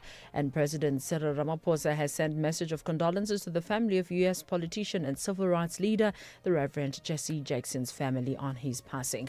A full update follows at the top of the hour with Greg Hoos. SAFM, guiding you through the rush hour traffic. Good afternoon. Starting off in Gauteng, the N1 northbound in Pretoria has a crash near Stormful Road, and there's a crash on the N4 eastbound at Solomon Klangu Drive. In KZN, a stationary vehicle on the N3 southbound after Paradise Valley Road, and the N2 southbound is slow moving towards Spaghetti Junction. In Cape Town, the N1 outbound slow moving towards the M5 Koeberg interchange, and the N2 outbound is slow moving towards Bunga Avenue. With your traffic update, I'm Irma G. This is SAFM Sports with Tuming Khapele. Right, Tumi, you've got news about Maruma Gallants. Yes, Maruma Gallants have announced a temporary change of home venue from Dr. Petrus Molemela Stadium in Bloemfontein to Lucas Moripe Stadium in Archridgeville. This follows ongoing pitch and infrastructure maintenance at Dr. Petrus Molemela Stadium after the venue did not meet required standards during a Premier Soccer League inspection. Now, Maruma Gallants have reassured supporters that the move is temporary and that the club is not relocating permanently. All matches will return to Bloemfontein once maintenance work is completed and the stadium is approved for use. Meanwhile, the Hollywood Bets COSAFA Women's Championship 2025 kicks off in Polokwane tomorrow with 11 teams competing in a crucial regional tournament ahead of next month's CAF Women's Africa Cup of Nations. Now in its 13th edition, it will see only 3 group winners and the best runners-up advance to the semi-finals. Day 1 features Lesotho against Angola at the Old Peter Mokaba Stadium, followed by host South Africa taking on Malawi. South Africa, who are the most successful nation in the tournament's history with 7 titles, are determined to reclaim the crown on home soil, having last lifted the trophy back in 2020. In terms of netball, newly appointed Netball South Africa CEO Adam Brook has described becoming the organization's first ever male chief executive as a great honor. Now, Brook succeeds Mudiegi Komane, whose term ended in October, and says that his journey to the role was both humbling and unexpected. Yeah, so to be honest, I haven't really thought of that. I'm really just getting my head around the role itself.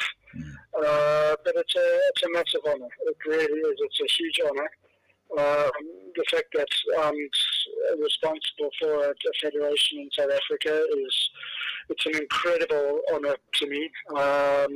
It's something that I've worked my entire career for, and I'm certainly going to give it my everything.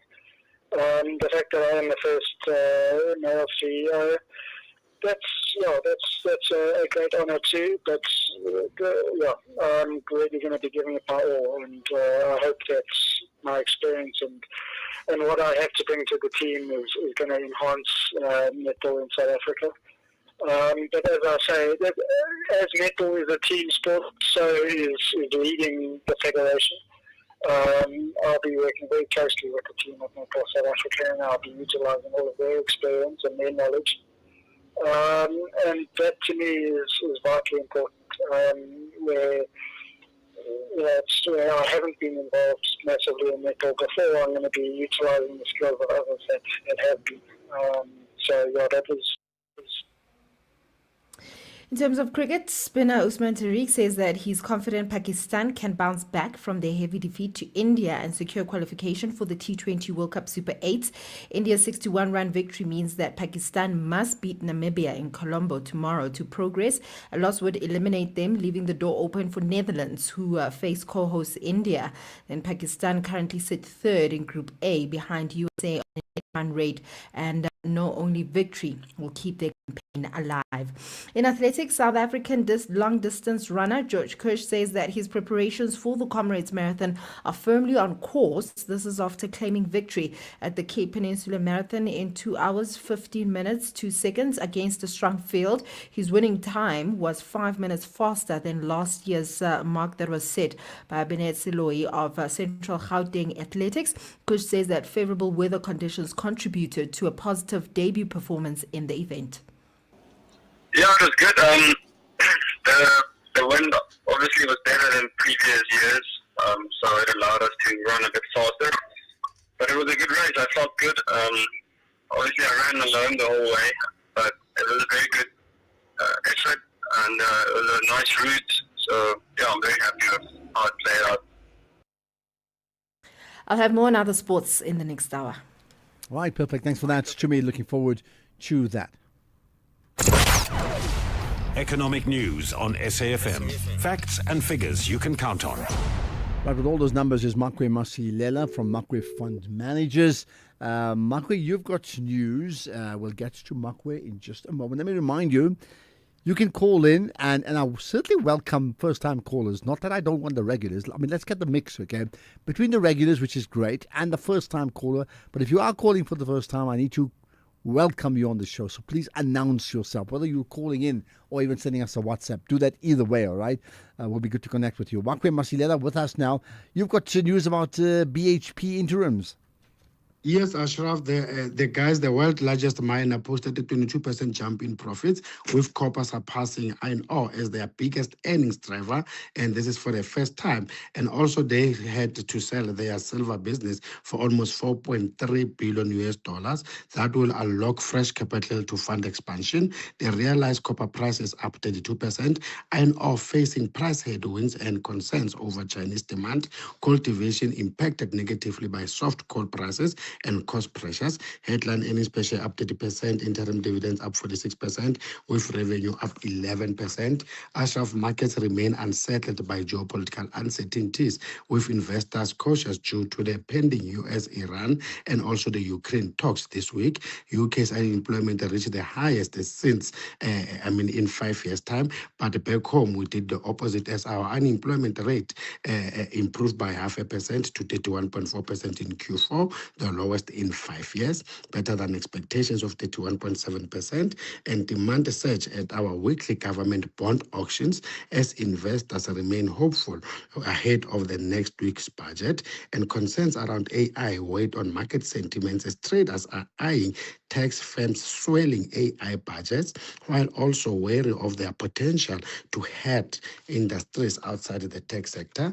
Oil traders focusing squarely on nuclear talks between US and Iran, and a stronger US dollar putting pressure on oil prices. And we just got the news that Iran partially closed the Strait of Hormuz, saying it's a security precaution. We see Brent crude is down 1%, trading at $67 a barrel. Gold and silver extended losses as metal markets remained on edge. That's ahead of more key US economic news. That's later this week. Gold, as we're talking, is down 1.8% at 4,899. Platinum down 2% at 2,003. Global markets are mixed. The JSE is down 1%, tracked mainly by resources, which are down 3%. Rand fell 0.5% against the dollar, 16.05, 21.73 against the pound, and 19 versus the euro. Makwe, we'll connect again tomorrow. Jimmy Moyaha comes up 1 hour of the markets, 6 to 7 this evening. Ashraf Garda on the National Pulse. Right, we'll have more opportunities to talk to you just now. We'll also chat to a representative from the Youth Employment, Youth Capital, in fact, about those youth numbers, right? As you know, 50% and plus compared to the national average of like 30.1. Like, sure, man. Now, do you strike gold? What do you do? This is so nostalgic in many ways, right? Residents of the Gugulethu informal settlement, and that's in Springs, east of Johannesburg, so Kuruleni and beyond, right? They're searching for gold at a kraal that has allegedly been hijacked by locals following the discovery of gold particles in the area. Oh my goodness, let's find out more about it with Non-Sikalelo Imkabula, the SABC News reporter. Good to connect with you today on the National Pulse. Good afternoon, and thank you for having me. So, I mean, you can tell me, are their pulses racing, the inhabitants of that region, when they potentially have struck gold?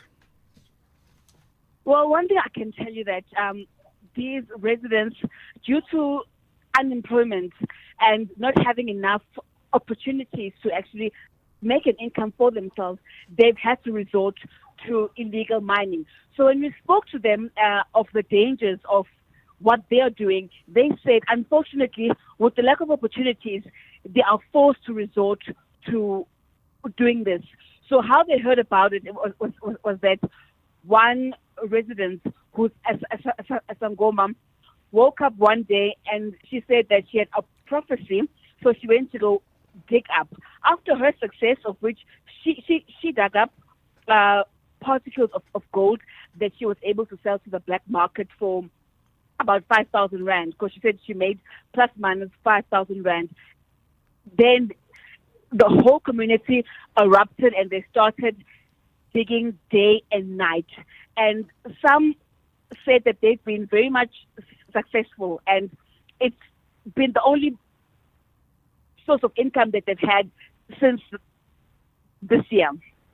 So you could imagine how the situation there is very much dire, and it's sad. So what is the position now? I mean, regarding, the mood, who's there, what's the next step?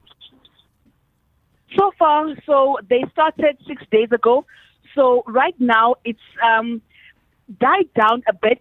As you would imagine that they've dug up so many holes that the land is almost used up. So police came, but the interesting is that police say that they can't make an arrest because they are scared that these people are heavily armed. And if they do start arresting them without a net joint operation, it might just turn ugly and more people might get hurt. So what stops them having a net joint operation then? So they're working on that. We spoke to the city of Ekurhuleni, and they assured us that by the end of this week, arrests will be made. Okay. Just last time, are you speaking to people about, their hopes and aspirations to strike gold? Because, that is what fuels this move towards this area, right? This hunger, the desperation, but the promise of, in this case, the better life for all if you find gold.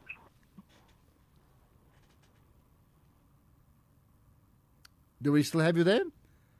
No, I think we've just lost it. Okay. Well, maybe you can answer. Are you from that region? In Springs, the Gugulethu informal settlement, and there's been talk of some people finding gold. Are you one of them? Well, you can tell us. Or, seriously, if you know other people who have joined the queues to try and, seek their fortune and find gold as well. We'll get to your thoughts, your comments. You're on the pulse in a moment. Ashraf Garda on the National Pulse. Okay, there's calls, there's also WhatsApp comments. We'll get to calls first, then WhatsApp. And we go all around the country. Lots of comments from, in this case, the East Rand of Joburg and then the West Rand as well. Firstly, the East Rand, Germiston we go. Thabo, hi. Hi, afternoon, Ashraf. How are you? I'm very good indeed, Thabo. Thank you for joining us. Good, man. The whole issue of, unemployment in South Africa and hence the stats, that have been released. Ashraf, almost throughout the continent. Now you go to Zambia, you go to Tanzania, those governments there, they've got quotas, meaning that if you are a foreigner, there's certain jobs that they can't employ you, for those jobs in those countries. Similarly, in South Africa, we've got a similar approach. We've got what we refer to as the scarce and critical skills in South Africa, meaning that foreigners are not supposed to be employed, in ordinary jobs like petrol attendants, domestic workers, teachers, and so on, because those skills are not scarce, in South Africa. So let's not really mislead each other or approach this thing with feelings. Okay, but let me ask you this then. They're not supposed to be employed. What about the fact that you're getting South Africans who may not want those jobs anyway? No, but it's not based on any fact. It's just hearsay. It's just like the rhetoric that South Africans are lazy and blah blah blah blah blah. Who has been doing those jobs before foreigners can flood into the country? It's South Africans. So that's nonsensical rhetoric that we cannot entertain. It's not based on any fact. To say South Africans don't want those jobs, it's not true. Go and find out for yourself on a daily basis how many CVs do South Africans, submit at supermarkets, at malls, and all of that. Go and find out. You'll see on your own. Even at factories, go and see how many South Africans on a daily basis. I think you made your point, right? That yes, anecdotally, maybe one or two people, but we don't have facts and figures for that anyway, right? How should we resolve this issue? Because you do have many foreign nationals in the country. They're living here for years. We're not talking about new people. They're here for years. They are in those positions of those jobs you mentioned, from domestic workers to waitering to filling up petrol, etc. You can't just remove them, but you also do want to employ South Africans. How do you go about doing so?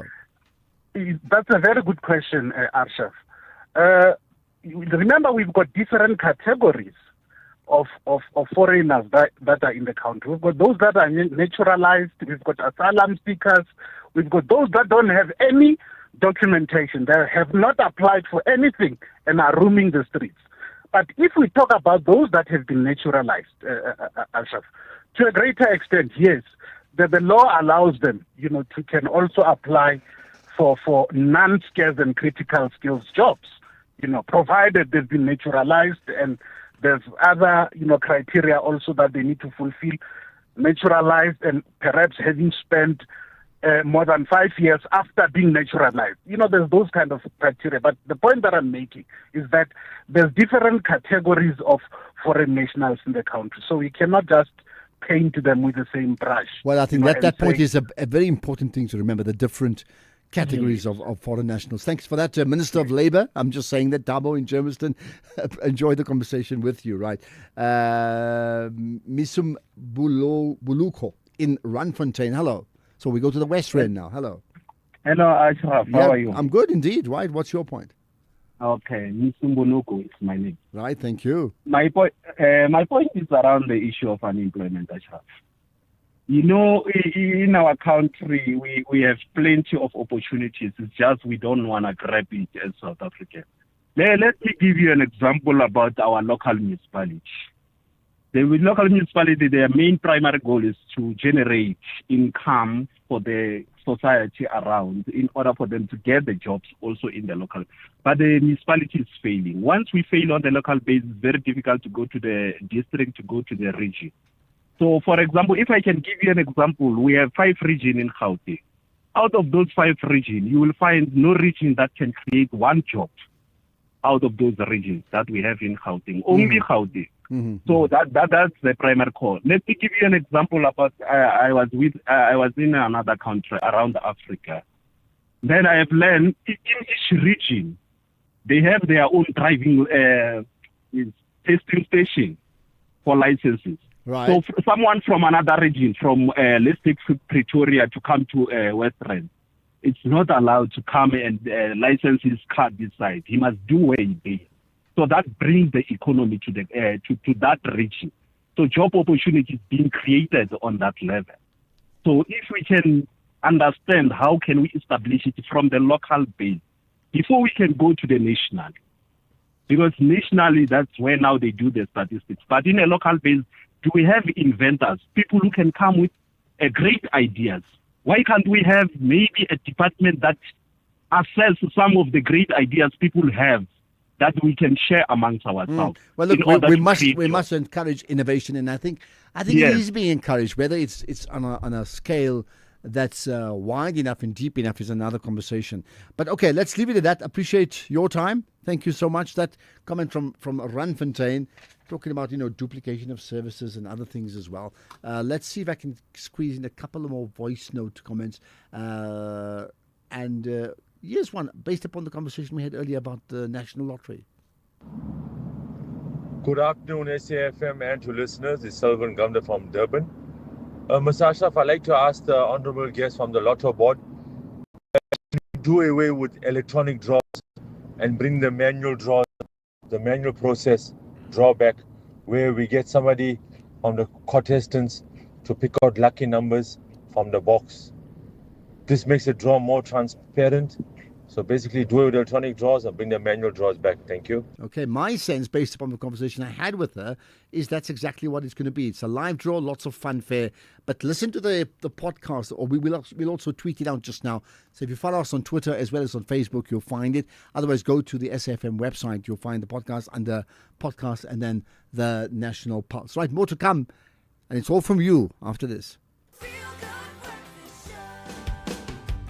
Sugar, spice, and everything nice. Bite after bite, this is Bake That Thing. Every Friday, we fire up the ovens, featuring South Africa's best bakers and most loved patisserie masters. From sweet showstoppers to savory favorites, it all begins in the oven. Get inspired live every Friday, only on Expresso on S3. This is Bake That Thing.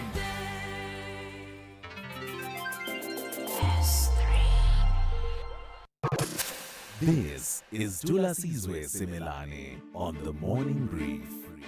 What's the process of trying to get the situation resolved? Where are you with that process at the moment?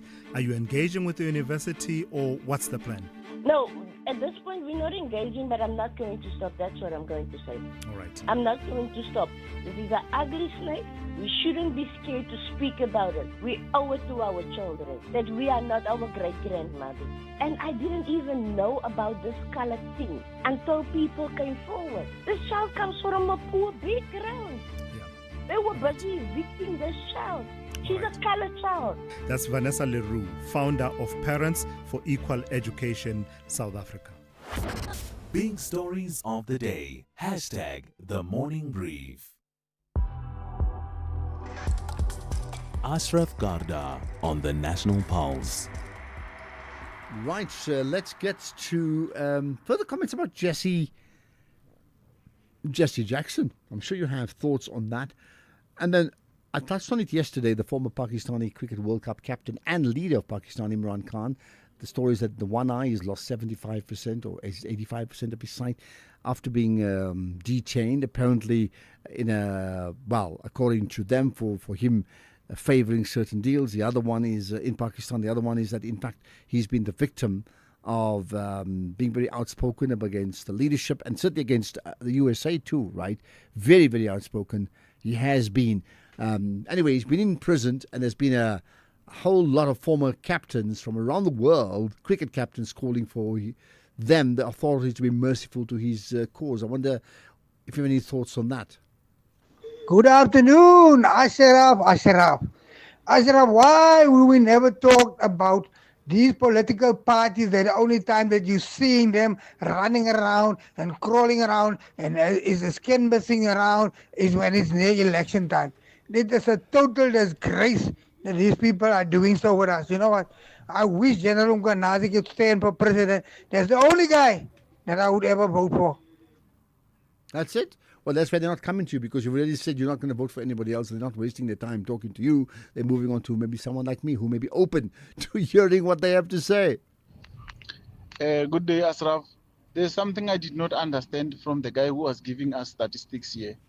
He said children from 15 years are unemployed. But according to the labor laws, they are not employable. Employing a 15-year-old is illegal. So shouldn't he have started from 18 years, something like that?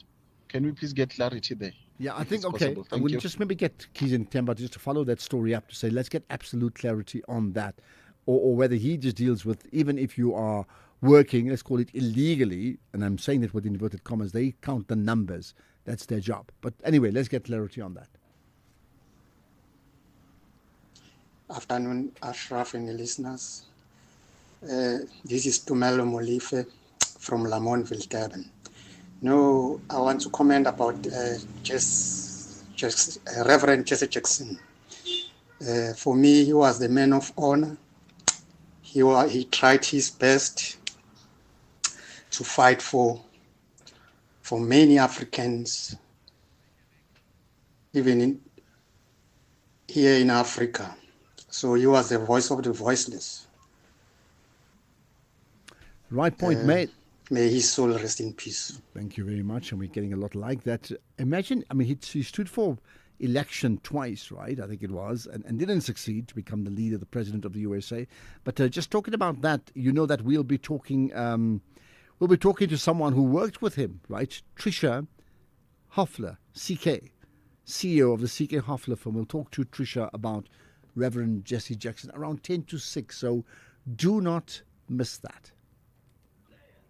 Hi, Ashraf. This is Samara in Cape Town. It's quite sad about the death of Jesse Jackson. I actually didn't know about it. I've just heard it from you right now.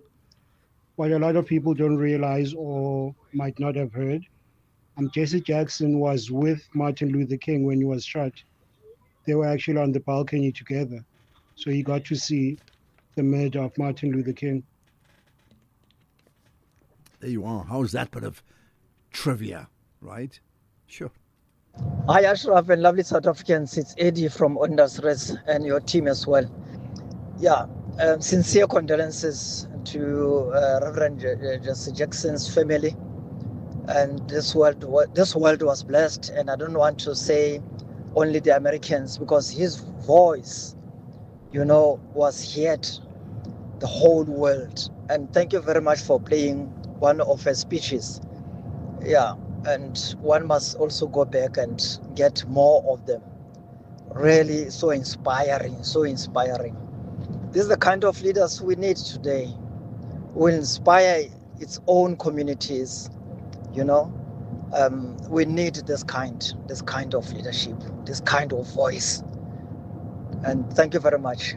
Highly appreciate it. Thank you. Well, you know what, as far as the sound is concerned, what would I do without our production team of Temba and Keys there? And Vusani, very important in putting all this together. Okay, so yeah, I think that voice was really great. Absolutely. Right, what about the stance of Sema-Awu? Let's do that. Here we are. Good afternoon, Ashraf. I just wanted to highlight a few things after you just spoken to the Esamu guy from Ekurhuleni. I completely agree with him when he says that everybody in that department must actually be subjected to this process. I completely agreed with him. But as well, I don't agree with him when he says that only the senior guys were actually fingered at Mahlanga Commission. No, I don't agree with that, because in that commission, they also highlighted that when Julius Malema was actually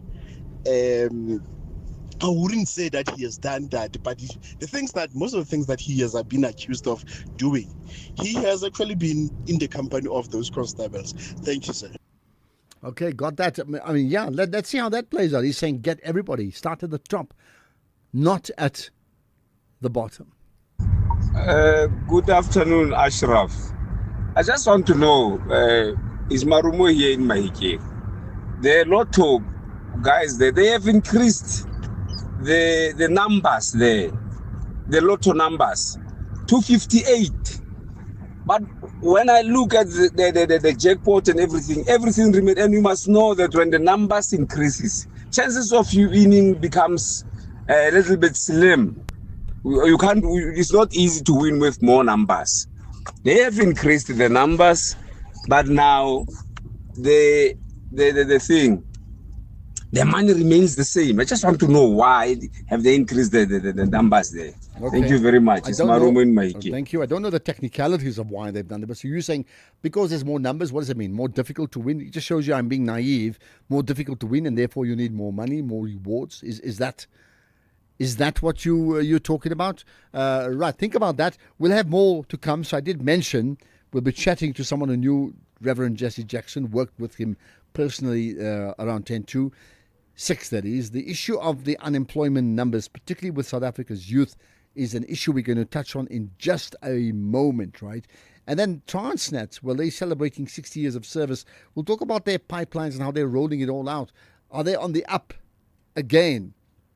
All that and more. Question to you, what is it that moves the national pulse? Here's the news at 5 with Greg House.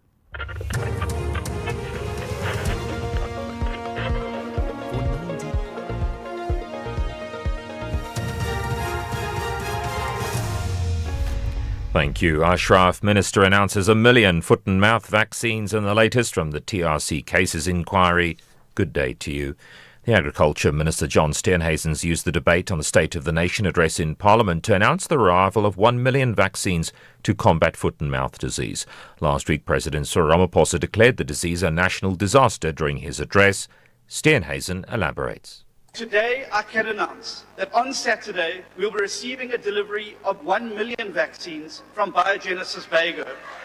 This will be the largest single import of vaccines to date, and this will bring much needed relief to the most affected provinces and regions, and this will be followed by additional vaccines from other countries. In total, we anticipate by the end of March, we would have received over 5 million vaccines from 3 different suppliers. Mass vaccination will continue and be accelerated. Former TRC Commissioner Yasmin Sukha raised questions about the role that former Presidents Thabo Mbeki and Jacob Zuma played in dealing with cases of apartheid-era political crimes. Sukha, who's also the board member of a Foundation for Human Rights, testified before the TRC cases inquiry in Johannesburg today. She said in 2007, Mbeki sought to pardon scores of apartheid-era perpetrators, some of whom never applied for amnesty. She says Zuma also pursued the option of using his presidential prerogative to do the same.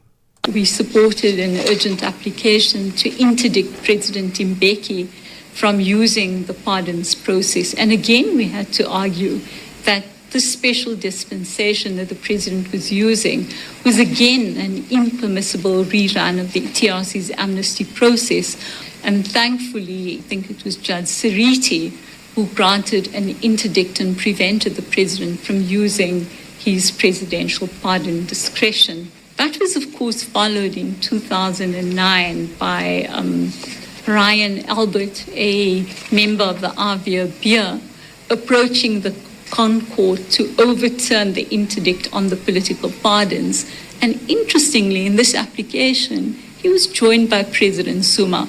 Some locals are continuing to dig for gold at the Gugulethu informal settlement in Springs, east of Johannesburg, causing major disruptions. People have been descending on the area for the past 6 days. A cattle kraal's been separated by residents into two parts, where they dig and proceed to wash off the sand in the hopes of finding gold. Some have acknowledged that what they're doing is illegal, but they're trying to provide for their families. We are aware of what we are doing is wrong, but what other choice do we have? We've got families to support. Unemployment in this area, sisters, is very high.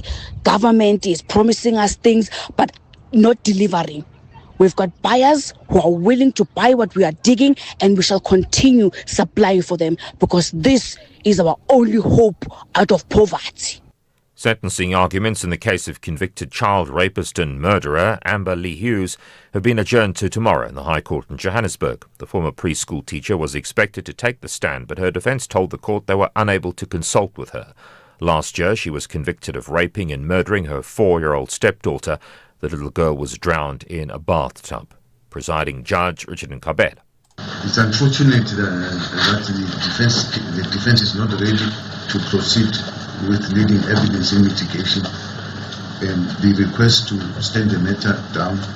The court is alive to the fact that the accused is entitled to consult with her defense team in order to prepare her evidence in mitigation. At the same time, the interest of justice demands that this case should be finalized. Accordingly, with a heavy heart, I agree to the request to stand the matter down until tomorrow morning at 9 o'clock. President Cyril Ramaphosa sent a message of condolences to the family of U.S. politician and civil rights leader Jesse Jackson's family on his passing. He passed away today in Chicago in the U.S. at the age of 84. Presidency spokesperson Vincent Magwenya. Reverend Jesse Jackson irrepressible campaigns against apartheid and his support for the liberation struggle was a towering contribution to the global anti-apartheid cause. On behalf of all South Africans, President Ramaphosa extends his condolences to the Jackson family, the Rainbow Push Coalition, and the many organizations within the American civil rights movement. Top story, the Agriculture Ministers used the debate on the State of the Nation address in Parliament to announce the arrival of 1 million vaccines to combat foot and mouth disease. That's SAFM News, I'm Greg Khos. In sports this hour, Sundown to face Stade Malien in the CAF Champions League quarterfinal, and Australia crash out of the T20 World Cup. More details at 5:30. SAFM, guiding you through the rush hour traffic. Starting off in Gauteng, the N1 southbound in four ways, queuing towards Winnie Mandela Drive. Catherine Street northbound in Sandton has a crash before Grayston Drive, and Christina de Wit Avenue southbound in Pretoria has delays towards Euphues Road. In KZN, there's a stationary vehicle on the N3 northbound after Ashburton interchange, a stationary vehicle on the N2 southbound at Umhlanga Road, and on the N2 southbound slow-moving traffic towards Spaghetti Junction. In Cape Town, Strand Road eastbound in Bellville, slow moving towards the R300 highway. Bosmansdam Road eastbound in Edgemead is slow moving towards the N7 highway, and Main Road in Rondebosch queuing at Belmont Road. With your traffic update, I'm Irma G. Stay safe on the roads. SAFM is with you. You can become a victim of a legal problem: wrongful arrest, assault, uncontested divorce, rental disputes, maintenance matters, or labor problems. It can happen to you. Clientele Legal provides tough professional lawyers for an affordable monthly premium. Our legal team is standing by to assist you 24 hours a day. Join today. SMS SAFM to 32195. That's SAFM to 32195. Clientele General is an authorized FSP and licensed non-life insurer. T's and C's online. Standard rates apply. This February, fall in love with food that tells a story. From bold new culinary stars to untamed destinations and unforgettable flavors. Gordon Ramsay brings passion, pressure, and purpose to your screen. Gordon Ramsay Uncharted, Sundays 5 p.m. Only on S3. Open up.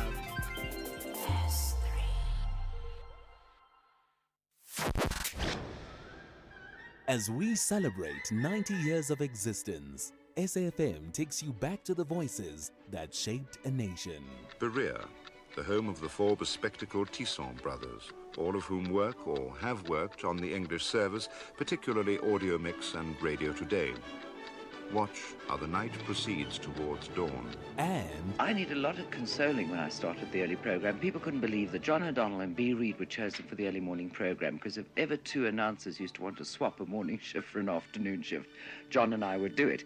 90 years of trusted voices. This is SAFM. The National Pulse with Ashraf Garda on SAFM. You're listening to the National Pulse, weekdays 3 to 6 p.m. By the way, you do know that on Friday that passed last week, I had the former Statistician General, Pani Lehotla, as our guest. Fireside chat for an hour. Did you listen live? I hope you did. Well, either way, if you had listened live or you missed it, get to our podcast of that conversation. Go to safm.co.za. Check it up on the podcast, then the National Pulse, and then you can share that as well. A really fascinating conversation that we had indeed. Right, let's talk about youth unemployment. So the numbers in general above 31% are high. When it comes to youth unemployment, it is even higher, like in that 50% plus. The question is, how often do we have this conversation? Are we going to get the same sort of responses, about some plan being worked towards it? Let's get the thoughts from Youth Capital's perspective. And my guest is Sibabalwe Nobandla, who's the Youth Capital's multimedia strategist. Appreciate you joining us, Sibabalwe. Thanks for joining us on the National Pulse. Thank you so much for having me. Thank you. Right. So first of all, those numbers that were given out today, your response? So our response as Youth Capital is that, yes, it's great to see that the unemployment rate has been at least decreased within the last year. But then looking back into the last 10 years, the unemployment rate is still astronomically high, right? Especially when you look at youth with the youth unemployment rate, 6 in 10 young people, again, still out of employment. As well as when you look at things like how this unemployment rate is improving, rather, you're seeing young people not going into formal employment, but more and more young people going into informal employment, right? So we see that narrative. I think Weda Mantashe said that alluded to young people not participating in the economy, or not sending in the CVs, not willing to do the work.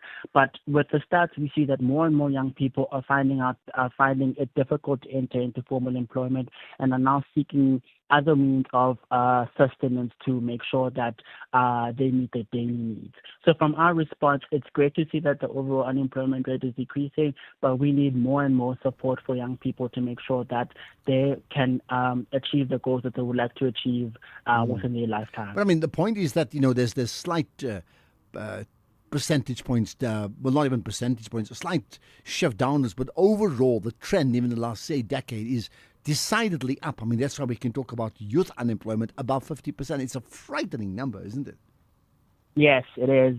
And again, like when you say, like in the last decade, it's been on a steady uphill battle. And of course, when you compare trends within the last year, or even year on year, we know that the unemployment rate around this time tends to decrease because of seasonal trends, right? At the end of last year, more and more people are entering into the holiday season, so more and more people are entering into a very difficult type of employment that is not permanent, that is not sustainable for them. And so this comes into effect when you think about that short decrease in the unemployment stats when it comes to overall unemployment, but also young people's unemployment rate. The big question is, and I'm sure from Youth Capital's perspective, you've given input to the presidency, right? What is missing? Why are we having this conversation again? Meaning, what is missing that prevents the youth capital, youth numbers, unemployment numbers, not so much going down, but employment numbers going up? That means more and more people actually getting into employment. What's missing here?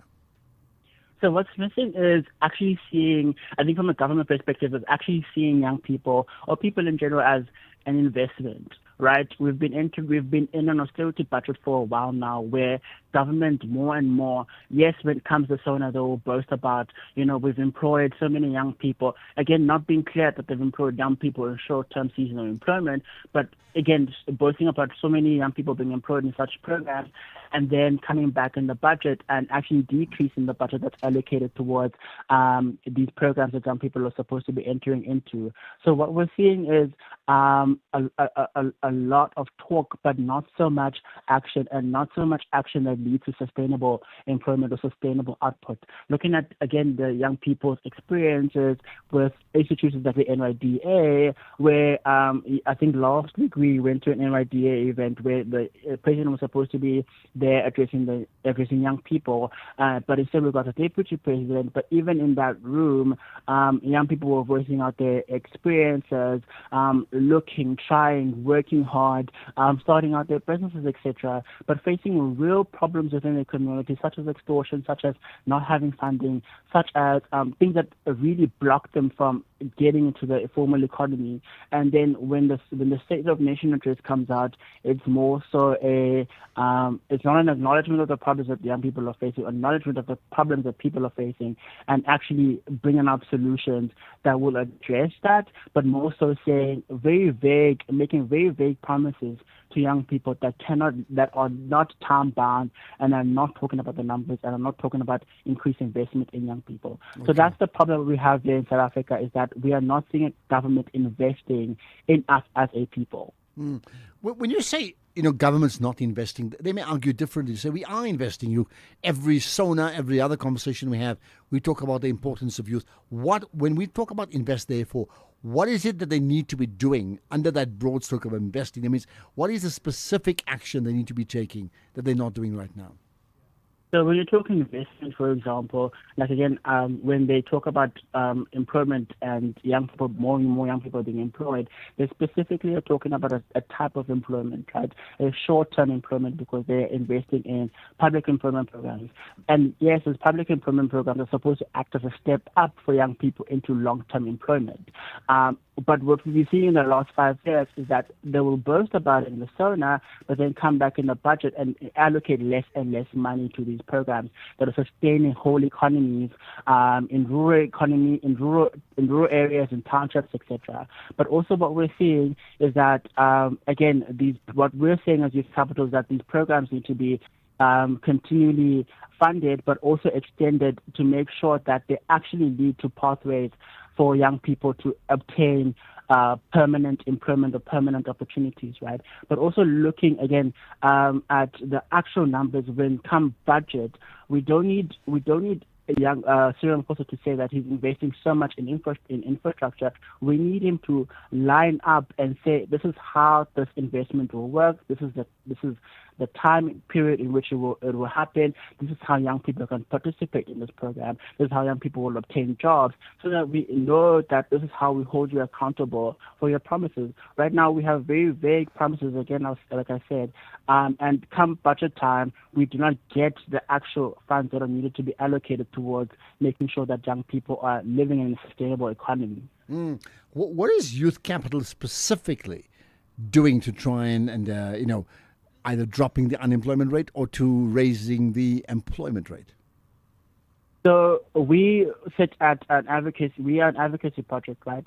So we are constantly engaging with young people to find out what the issues are, and co-creating the solutions with young people that they need. So we exist as an accountability partner to government. We try to hold government accountable for their promises to young people.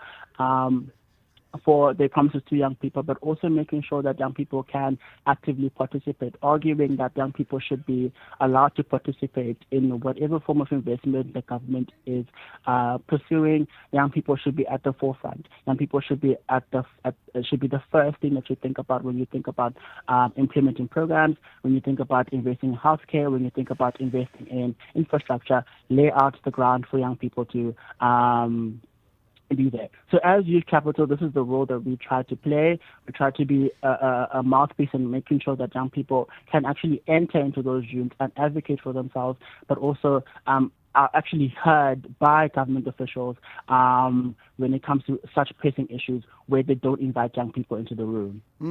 Let's just talk about labor relations or the labor laws, right?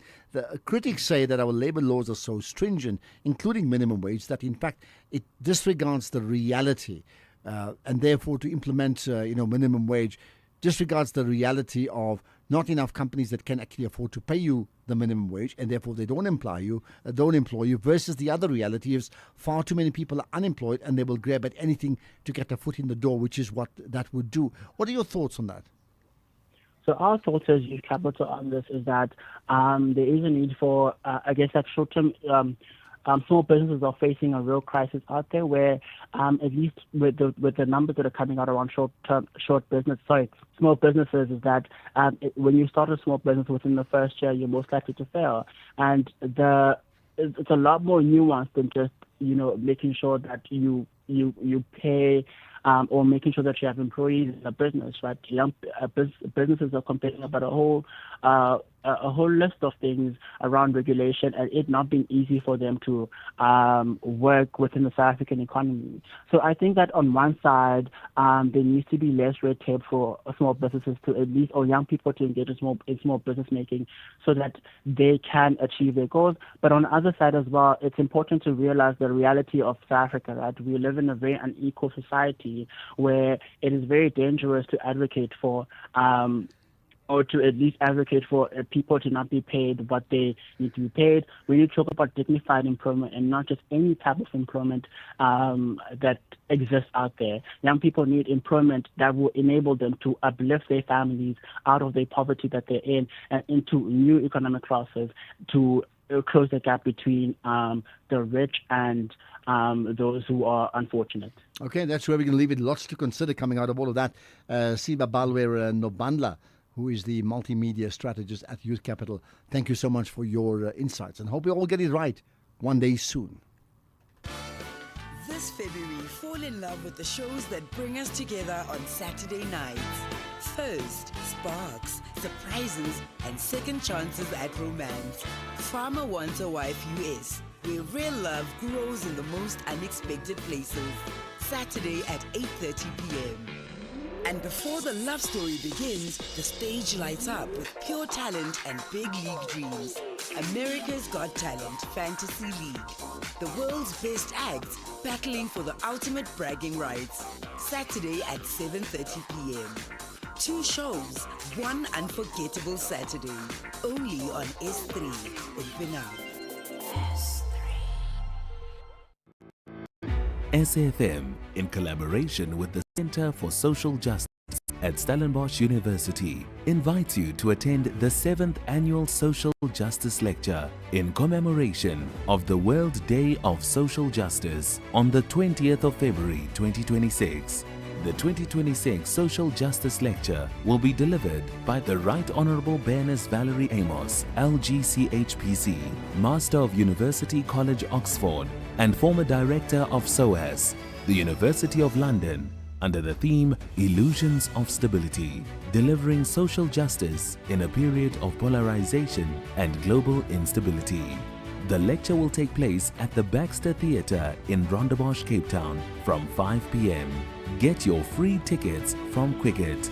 SAFM, leading the conversations that move us.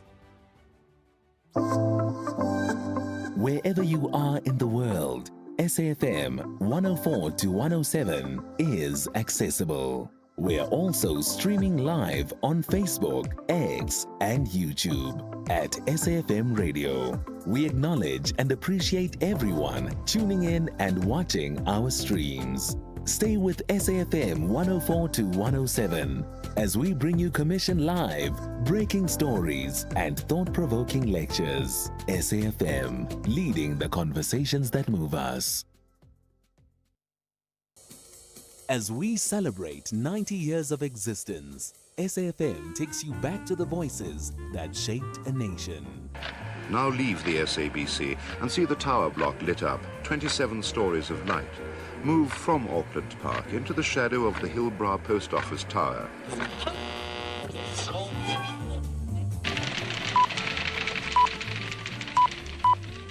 This is the English service of the SABC. Here is the news, read by Patricia Carr.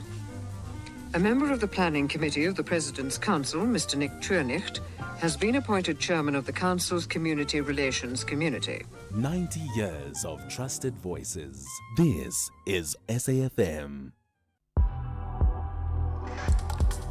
Ashraf Garda on the National Pulse.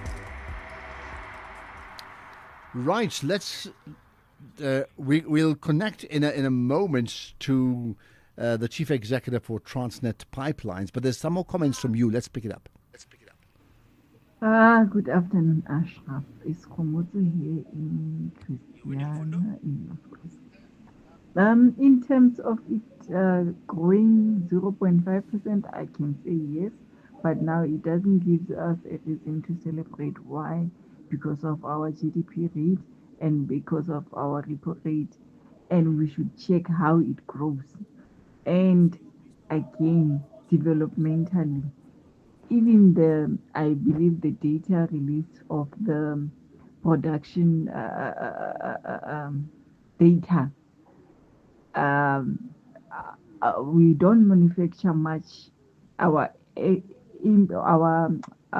produce now relies more on minerals than us producing things. So yes, it has grown, but it's not a reason for us to celebrate. Yeah, look, the line's not the clearest. I must confess, so apologies for that if we don't pick up every word you've said. But thank you for that. Right, let's do this now. Let's talk about something else that's quite interesting. Transnet Pipelines. Well, they've marked 60 years of service to South Africa's fuel and industry logistics sector. Now, you may remember last week at SONA, President Ramaphosa lauded Transnet's performance, largely driven by structural reforms and private sector involvement. So let's find out what have they done in a period where so much around our transport industry or infrastructure has just collapsed. Sibongiseni Kati is the Chief Executive for Transnet Pipelines. Thanks for joining us here on the National Pulse. Thank you very much for having me, and good afternoon to the listeners. Good afternoon indeed. Right. So when the president talks about improvements regarding massive rail transport and others, that's something that Transnet would respond to directly, right? Tell me more. I'm really sorry. I think there's a problem with the network. I can hardly hear you. If you can just try again with your question. All right. Yes. Okay. Here's my point. I hope you can hear me. The president spoke about improvements with regard to Transnet's performance at the SONA. That is the type of thing you want to hear. What have you done as Transnet?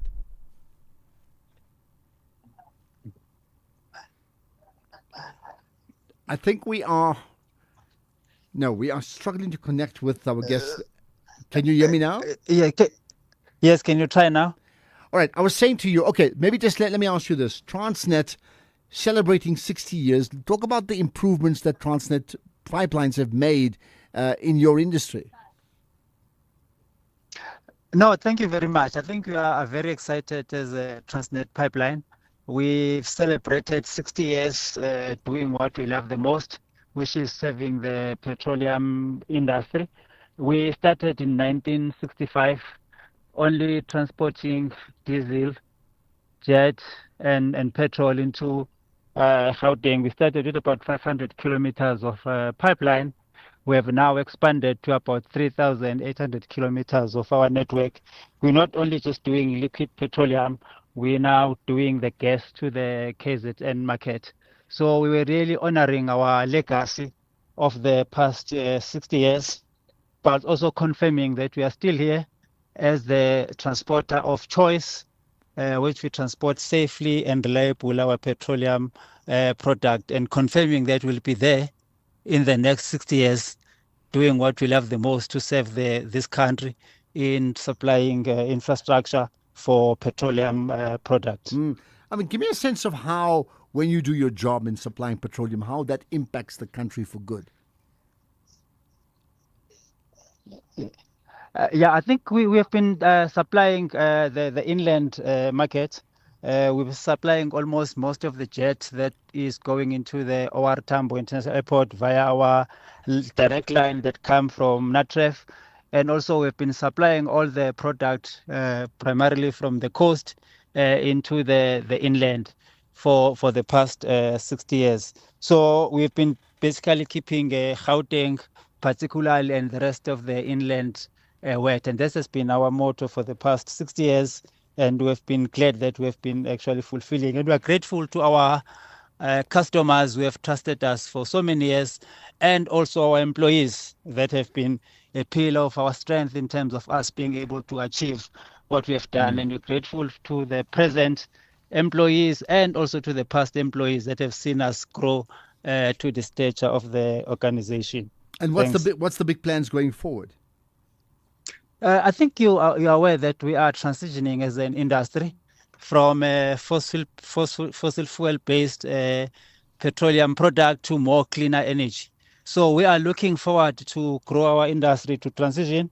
We are particularly focusing on gas. We are working hard to build the first liquid fired natural gas terminal in Richards Bay. We are doing that with our partner Vopec. We are building what we call a Zululand Energy Terminal. This will bring in LNG gas into the country, and then we are upgrading our infrastructure to be able to be responsive and support the change that we are seeing in the country of moving into the gas.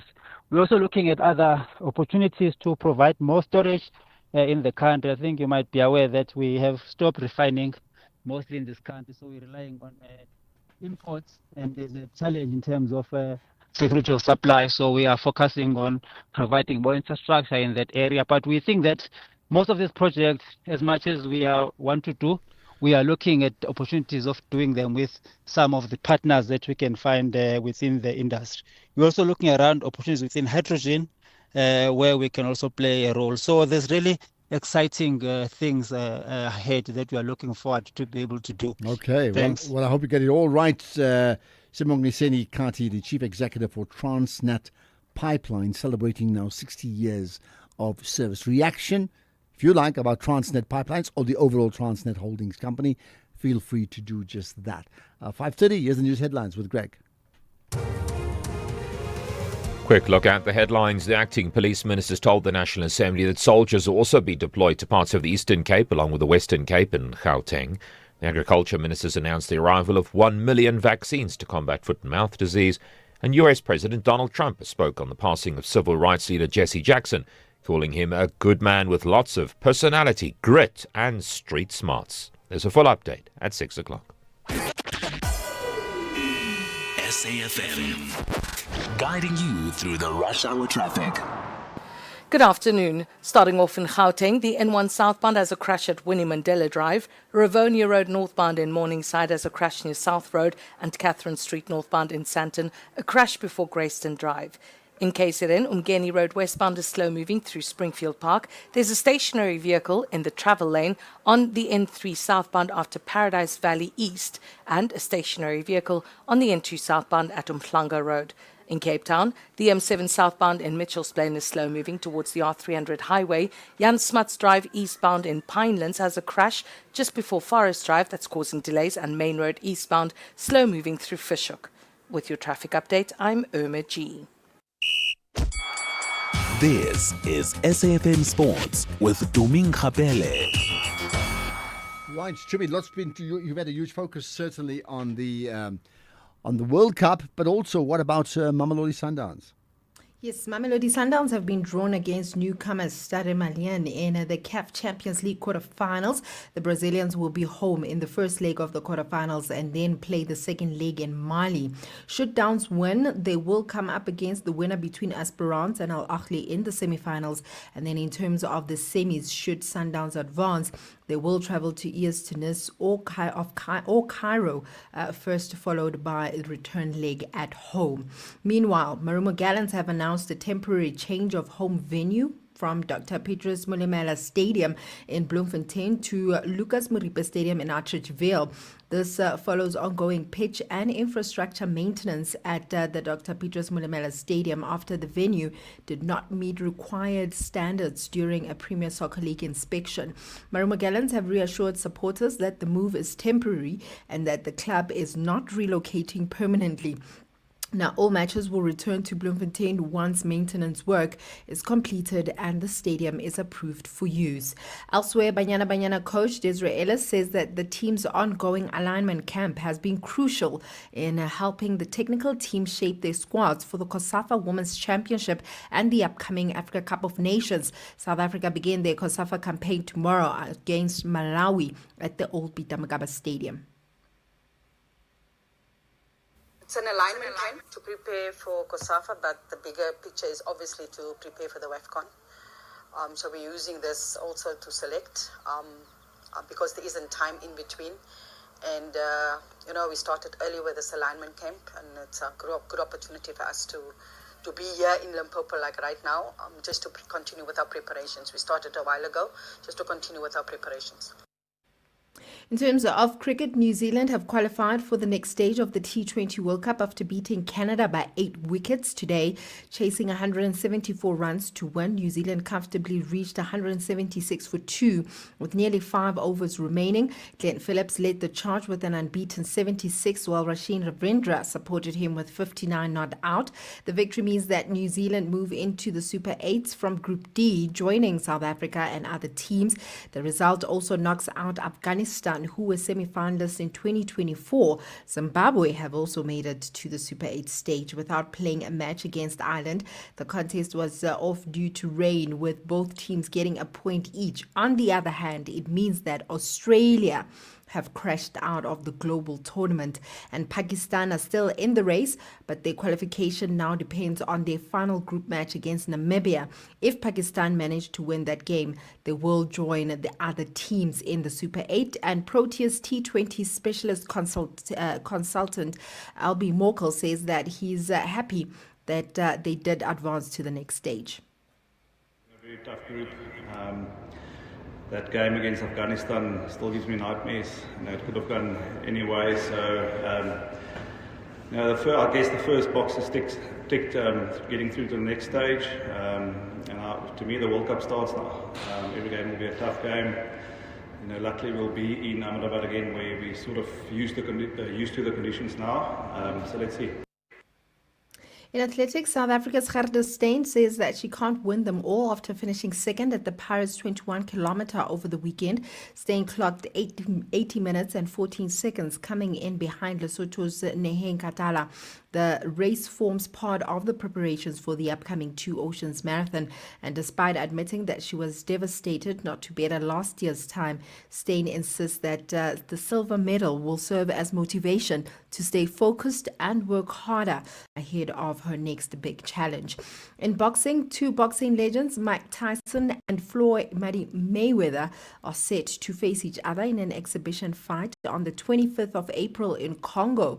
Now, the bout was first agreed to last year, but there had been little news in recent weeks, leading to doubts about whether it would happen. Tyson recently insisted that the fight was still on, saying that he was very determined to step into the ring with Mayweather. Now, veteran boxing reporter Mike Coppinger has reported that the fight date and location have been confirmed. Mayweather has also signed a separate deal to fight kickboxing champion Mike Zabides in the Athens. This is on the 27th of June, although it is unclear if that event will go ahead as planned. That is it from my side. Ke nna Tumi Nkgapele, Modimo ke yo. Right, perfect. Thanks for that, Tumi. More sport, of course, tomorrow, but sport coming up tonight. 7 to 8, right? That comes up shortly. Economic news on SAFM. Facts and figures you can count on. Yeah, what about the money issues? There's fascinating. Well, you know, Jimmy hosts the show from 6 to 7, Jimmy, right? But you want to talk about, to set the scene, proposals around the scrapping of prime rate. That should concern all of us.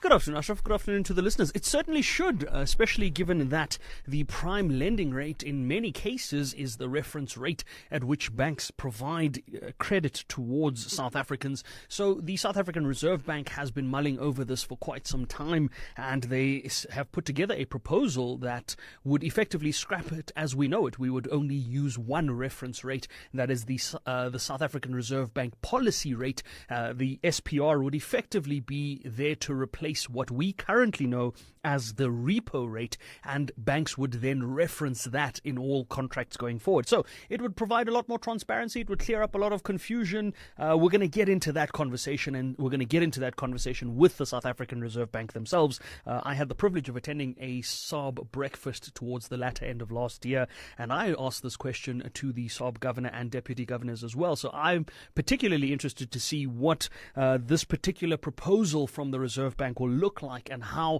it will change effectively what we know as the financial architecture of the lending space in South Africa. We're going to get into that conversation. We're going to get a sense of perhaps what we can expect from that if that proposal is to be accepted and to go ahead. Then we've also got a conversation taking a look at Blue Label Telecoms. They've made a bold decision to secure an energy trading license. We're going to get a sense of what that looks like for that business and what it means for that business. Of course, Blue Label Telecoms, for those that don't know, recently spun out that Cell C business and listed that business separately. So we're going to get a sense of what it is that they're up to now and what this new trading license would mean for them. Then we're going to dig into the mining space. We're going to look at BHP's recent deal. They've inked a $4+ billion deal to sell off some of their future silver earnings, and we're going to see what this means for that business, what it means for liquidity within that business, and most importantly, whether or not we could potentially see other businesses or other mining companies doing something similar in the future. Then we've got a conversation taking a look at small businesses. The government announced, of course, that there was a 2.5 billion rands out for support of more than 180,000 small businesses. We're going to take a look at that conversation and see what it actually means for businesses from a day-to-day perspective. Then we're going to wrap up the show with a property conversation. We're going to take a look at the Granger Bay expansion in the Western Cape. I know that you and I often travel to the Western Cape and make use of our Cape Town studios. It seems as though we're going to be potentially in for some very different views from that perspective as Growth Point and the GEPF essentially continue that expansion plan of Granger Bay and the V&A waterfront. I want to get a sense of what's happening with that expansion at the moment, perhaps what interest is sparked there, or what that expansion means for the South African property market. So that's going to be our property feature for today's show. Before we get to those conversations, though, a sense of market movements throughout the day. Of course, the Chinese markets are still closed, celebrating Chinese New Year. The Hang Seng also closed today for trade, but other Asian markets were open for trade, and the Nikkei was down about 0.4%, whereas the ASX in Sydney was up about 0.25%. European markets all in the green, to the tune of a little over 0.33% in each case. And if we look at US markets, currently all in the red, the S&P down 0.75%, the Nasdaq down more than 1%. We know that, of course, these markets will be trading into the evening. Our own local markets, on the other hand, though, they have closed out the trading day in negative territory, largely led by resource stocks down almost 4% on the day's trade. Financials absolutely flat, and industrials down 2 basis points, almost flat if you have to think about it from that perspective. The all share down 1.3%, the top 40 down 1.4%. The gold price $4,857 a fine ounce, down almost 2.7% at this stage. Brent crude $67.61 a barrel. That's a good thing for us. Silver price $72, almost $73 a fine ounce. Platinum $2,029, about 2% off of yesterday's levels. Palladium $1,708 a fine ounce. The rand weaker against all major currencies, with the exception of the British pound. It's at 21.75 against the British pound, but back above 19 rand at 19 rand and 1 cent against the euro, 11.32 against the Australian dollar, and 16 rand 10 cents against the US dollar. We're going to take a look at that and see what's driving that. But before we go, quick Bitcoin read, $66,800 a coin there, or in rand terms, pretty much where it was yesterday. So the weaker rand cancelling out the weaker Bitcoin price, and we're roughly at 1,078,000. Yesterday we were at about 1,076,000, so not much difference from that perspective. We'll be back after the 6 p.m. news with more updates and market movements. For now, Ashraf, back to you. Thanks for that, Jimmy. And you know what, by the way, talking about Cape Town, yeah, I'll be in Cape Town on Friday. And the reason is that the social justice project that's driven by Prof. Thuli Madonsela, well, they have their annual social justice lecture, which happens Friday evening, I think from 5 p.m. onwards. So this show will be there Friday afternoon, building up to the actual lecture. And then I understand the lecture itself will be taken live on SFM at some stage. So that's why we're going to be there. Looking forward to that. And maybe I'll just bump into you in the Western Cape, in Cape Town on Friday. Right. What about your thoughts? I'll get to that next. You're listening to the National Pulse on SAFM. SAFM. Okay, we're going to have, I said earlier on, we've got a guest coming up who actually worked with Reverend Jesse Jackson. That comes up imminently. But before that, let's hear you out. Hi, Ashraf and lovely South Africans. It's Eddie from Ondasres and your team as well. Yeah, since. Hi, Ashraf. Ashraf, unemployment has gone down a little bit, but the jobs that were given, are they permanent jobs? Are they jobs with benefits? Are they cost of living wages with those jobs? And I think they must stop saying this has declined and that has declined when the voting time has come near now and they're trying to pull wool over our eyes. It's not on. Thank you, Ashraf. Good afternoon, SAFM and to listeners. It's Sylvan Gumda from Durban. Mr. Ashraf, I'd like to ask the honorable guest from the Lotto Board, can we do away with electronic draws? Good afternoon, Ashraf. Ashraf, I can hear, I can sense that you are hell-bent believing in this false start. Now look at Dr. Lihloa, the former Statistician General. He doesn't believe what he also, just like the rest of South Africans, the majority doesn't believe these numbers are true. And even the fact that Ramaphosa said that there are 2 million jobs that are going to be created, even though that is a lie. So why will you believe someone who said he will build 5 million houses? Even today, he did not build those 5 million houses.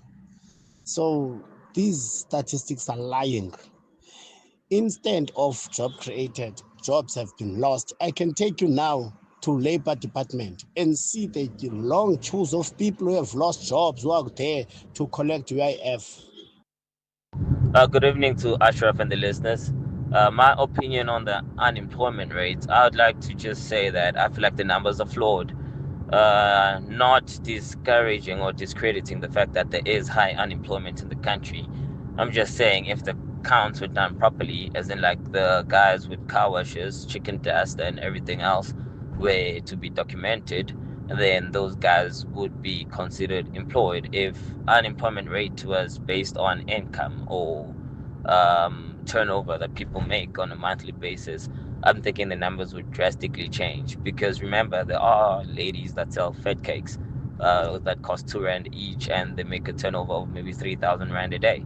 If you multiply that by a month, that's probably like 15 grand or something, or probably more.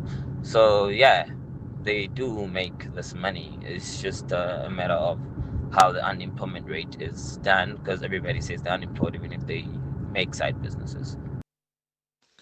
Good afternoon, Ashraf. I'm Bafana Kumalo here in Memel. My question is to COSATU. Did COSATU see an increase in its membership before it welcomed the increase in employment statistics? or they are just endorsing the so-called an increase in employment statistics. We live in our different areas, and we see every day that more and more people are losing jobs and less are employed. Thank you. Good afternoon, Ashraf. I think one word with the unemployment figures and everything, I would say, is deceiving. It's because the statisticians and everyone just give you a percentage. And then they say a percentage of this population group and a percentage of that. But you actually need to break it down, that all the people that have got qualifications and things like that, that have passed matric or passed standard 8 or passed standard 6, what subjects do they have? If you don't have maths and science and a second language or things like that, then you're virtually unemployable. So you actually need to look at that. And I'd like to ask a question. What percentage of the black billionaires in this country have actually created a percentage of the jobs that are on offer in this country? Mark from Cape Town. Hi, Ashraf. I think it's very easy to remove illegal foreigners that are occupying the workplace. The government has stated that illegal foreigners or employing them is illegal, and it can amount to a criminal activity against those employers who are doing that. So what the government must do, or employers should do, they must give all foreigners that are working in those positions a 6 months notice that in 6 months time they will be out of work, and then in that 6 months they advertise those positions and they make sure that those positions are filled by South Africans. It's very easy to do that. There's nothing difficult about that. It's Reggie in Durban. Thank you. Okay, there we are. Lots of comments from you, and it reflects, how you see the pulse of the nation, ticking over every single day. So much appreciate that. Right. So we'll be chatting to someone who's worked with the Reverend Jesse Jackson, and we'll do that next. Hey there! Need to know your TV license balance but don't want to wait? No sweat! Just send a quick SMS with your ID or TV license number to 44210. Remember, standard SMS rates apply. And presto, your balance pops right up anytime, anywhere. It's as easy as pie. So why procrastinate? Give it a try and get your info in a flash. T's and C's apply. This is Dula Sizwe Simelane on the Morning Brief. Tell me about the transition back to music. You took a detour. By the way, I have all the respect for it. Politics is too important to be left to the politicians. Well, I learned a lot in that house. And I learned that life it is what it is because of how things are done there. So it was a good thing for me to be there. What's your favorite Ringo song? My favorite Ringo song is Dinje. Yes.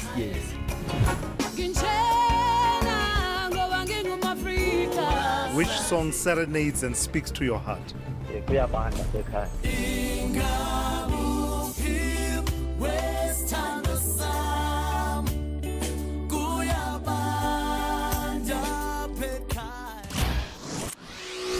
Dula Sizwe Simelane on SAFM. Right, applications at UNISA's Thabo Mbeki African School of Public and International Affairs are now open. So apply for the Master of Arts in Public Policy and International Affairs, the Doctor of Philosophy in Public Policy and International Affairs, or one of 17 short learning programs. The Thabo Mbeki School training leaders who solve complex problems in Africa and beyond. Right, you obviously want to know more. Send an email to tm-school. You've got school at unisa.ac.za. UNISA, define tomorrow. Just that's it. UNISA, define tomorrow.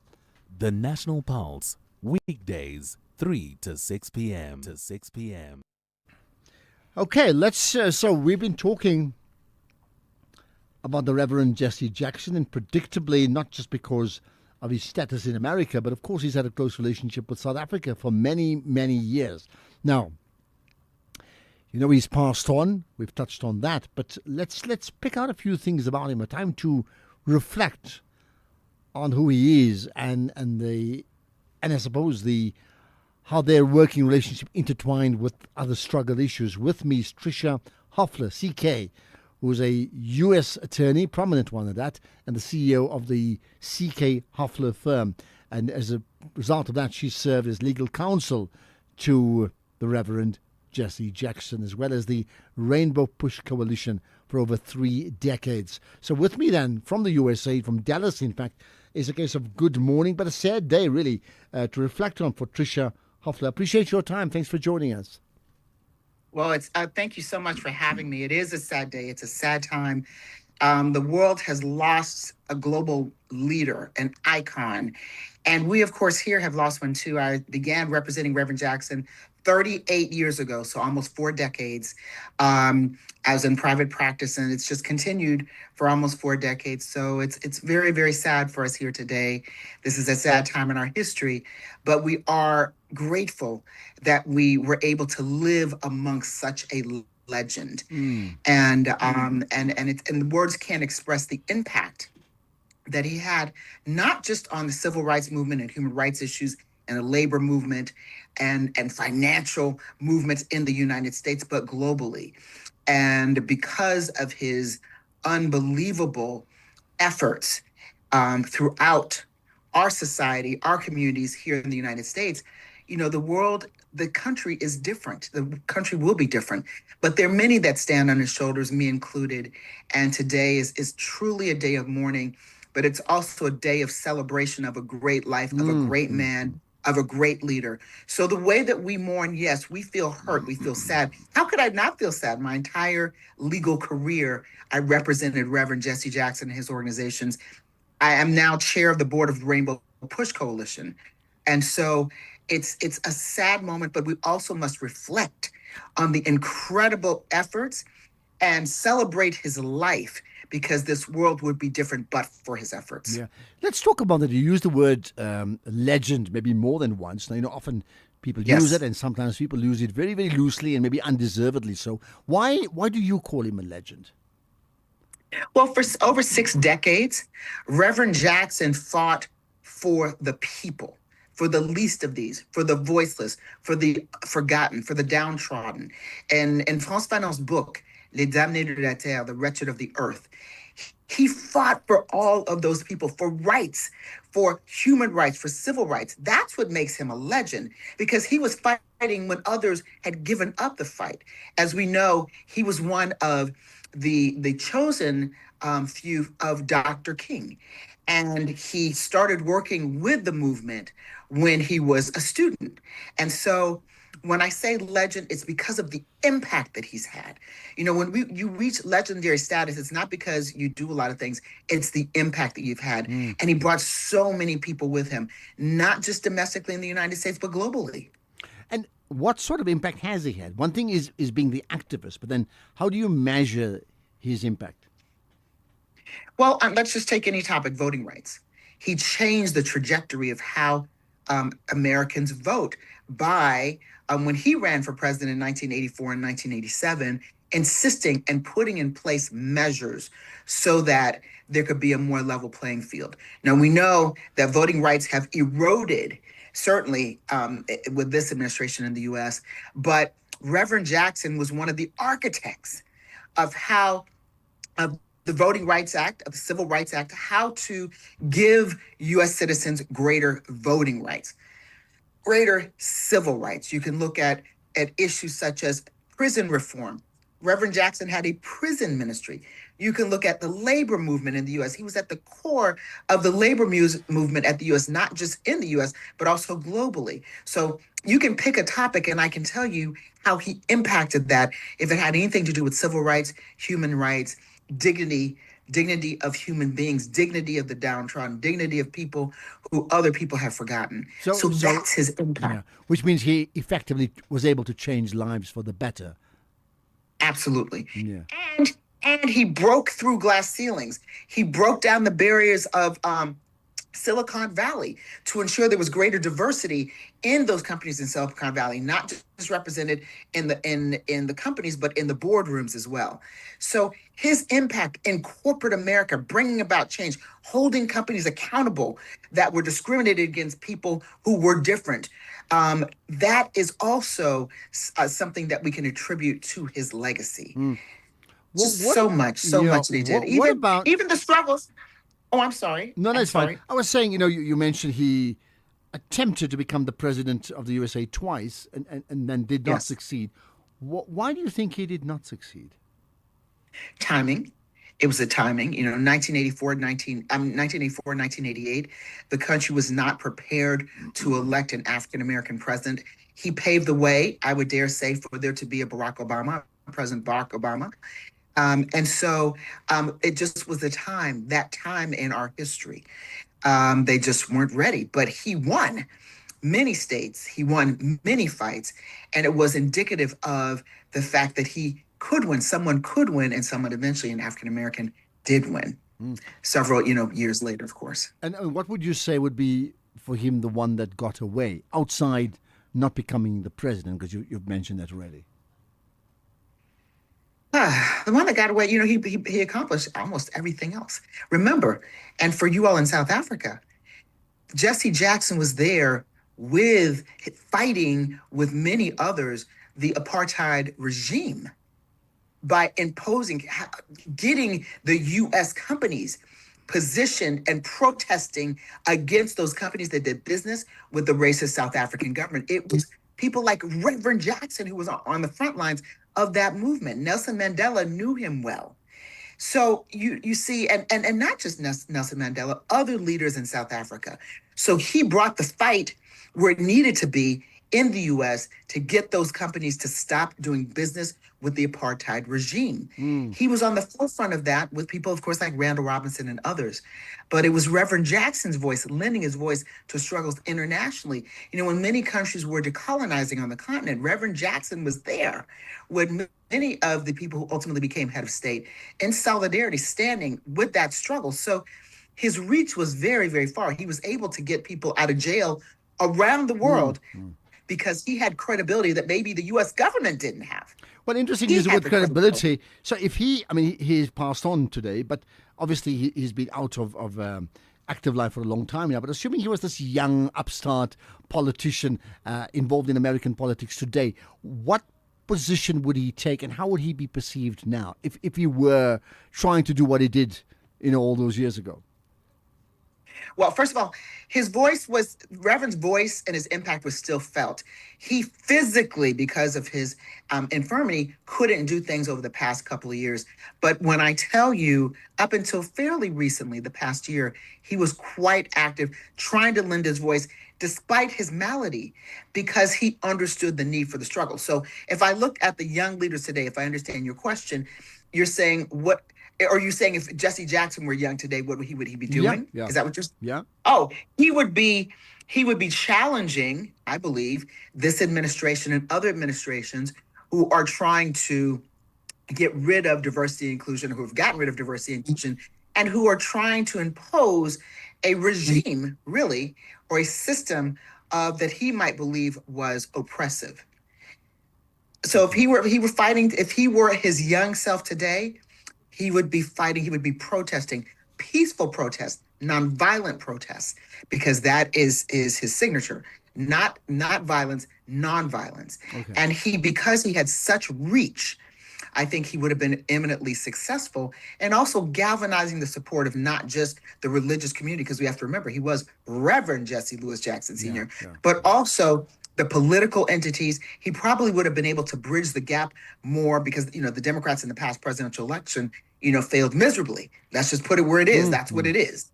And I think that Reverend Jackson's voice, if he were a young politician today, could have perhaps changed that narrative and that dynamic.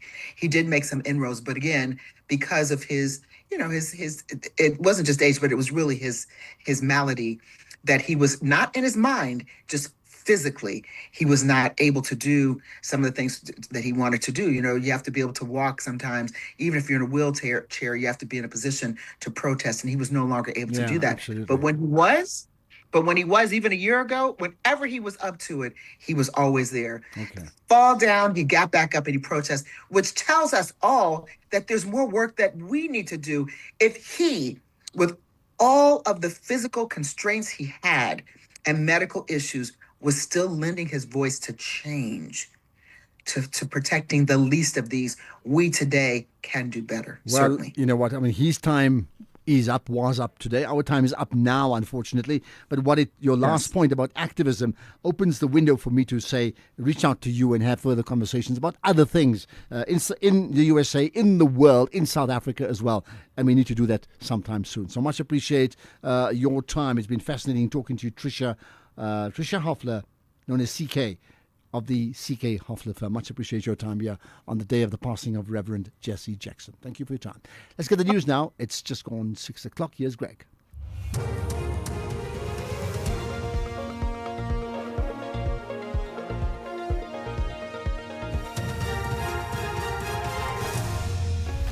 Thank you again, Ashraf. Soldiers to be deployed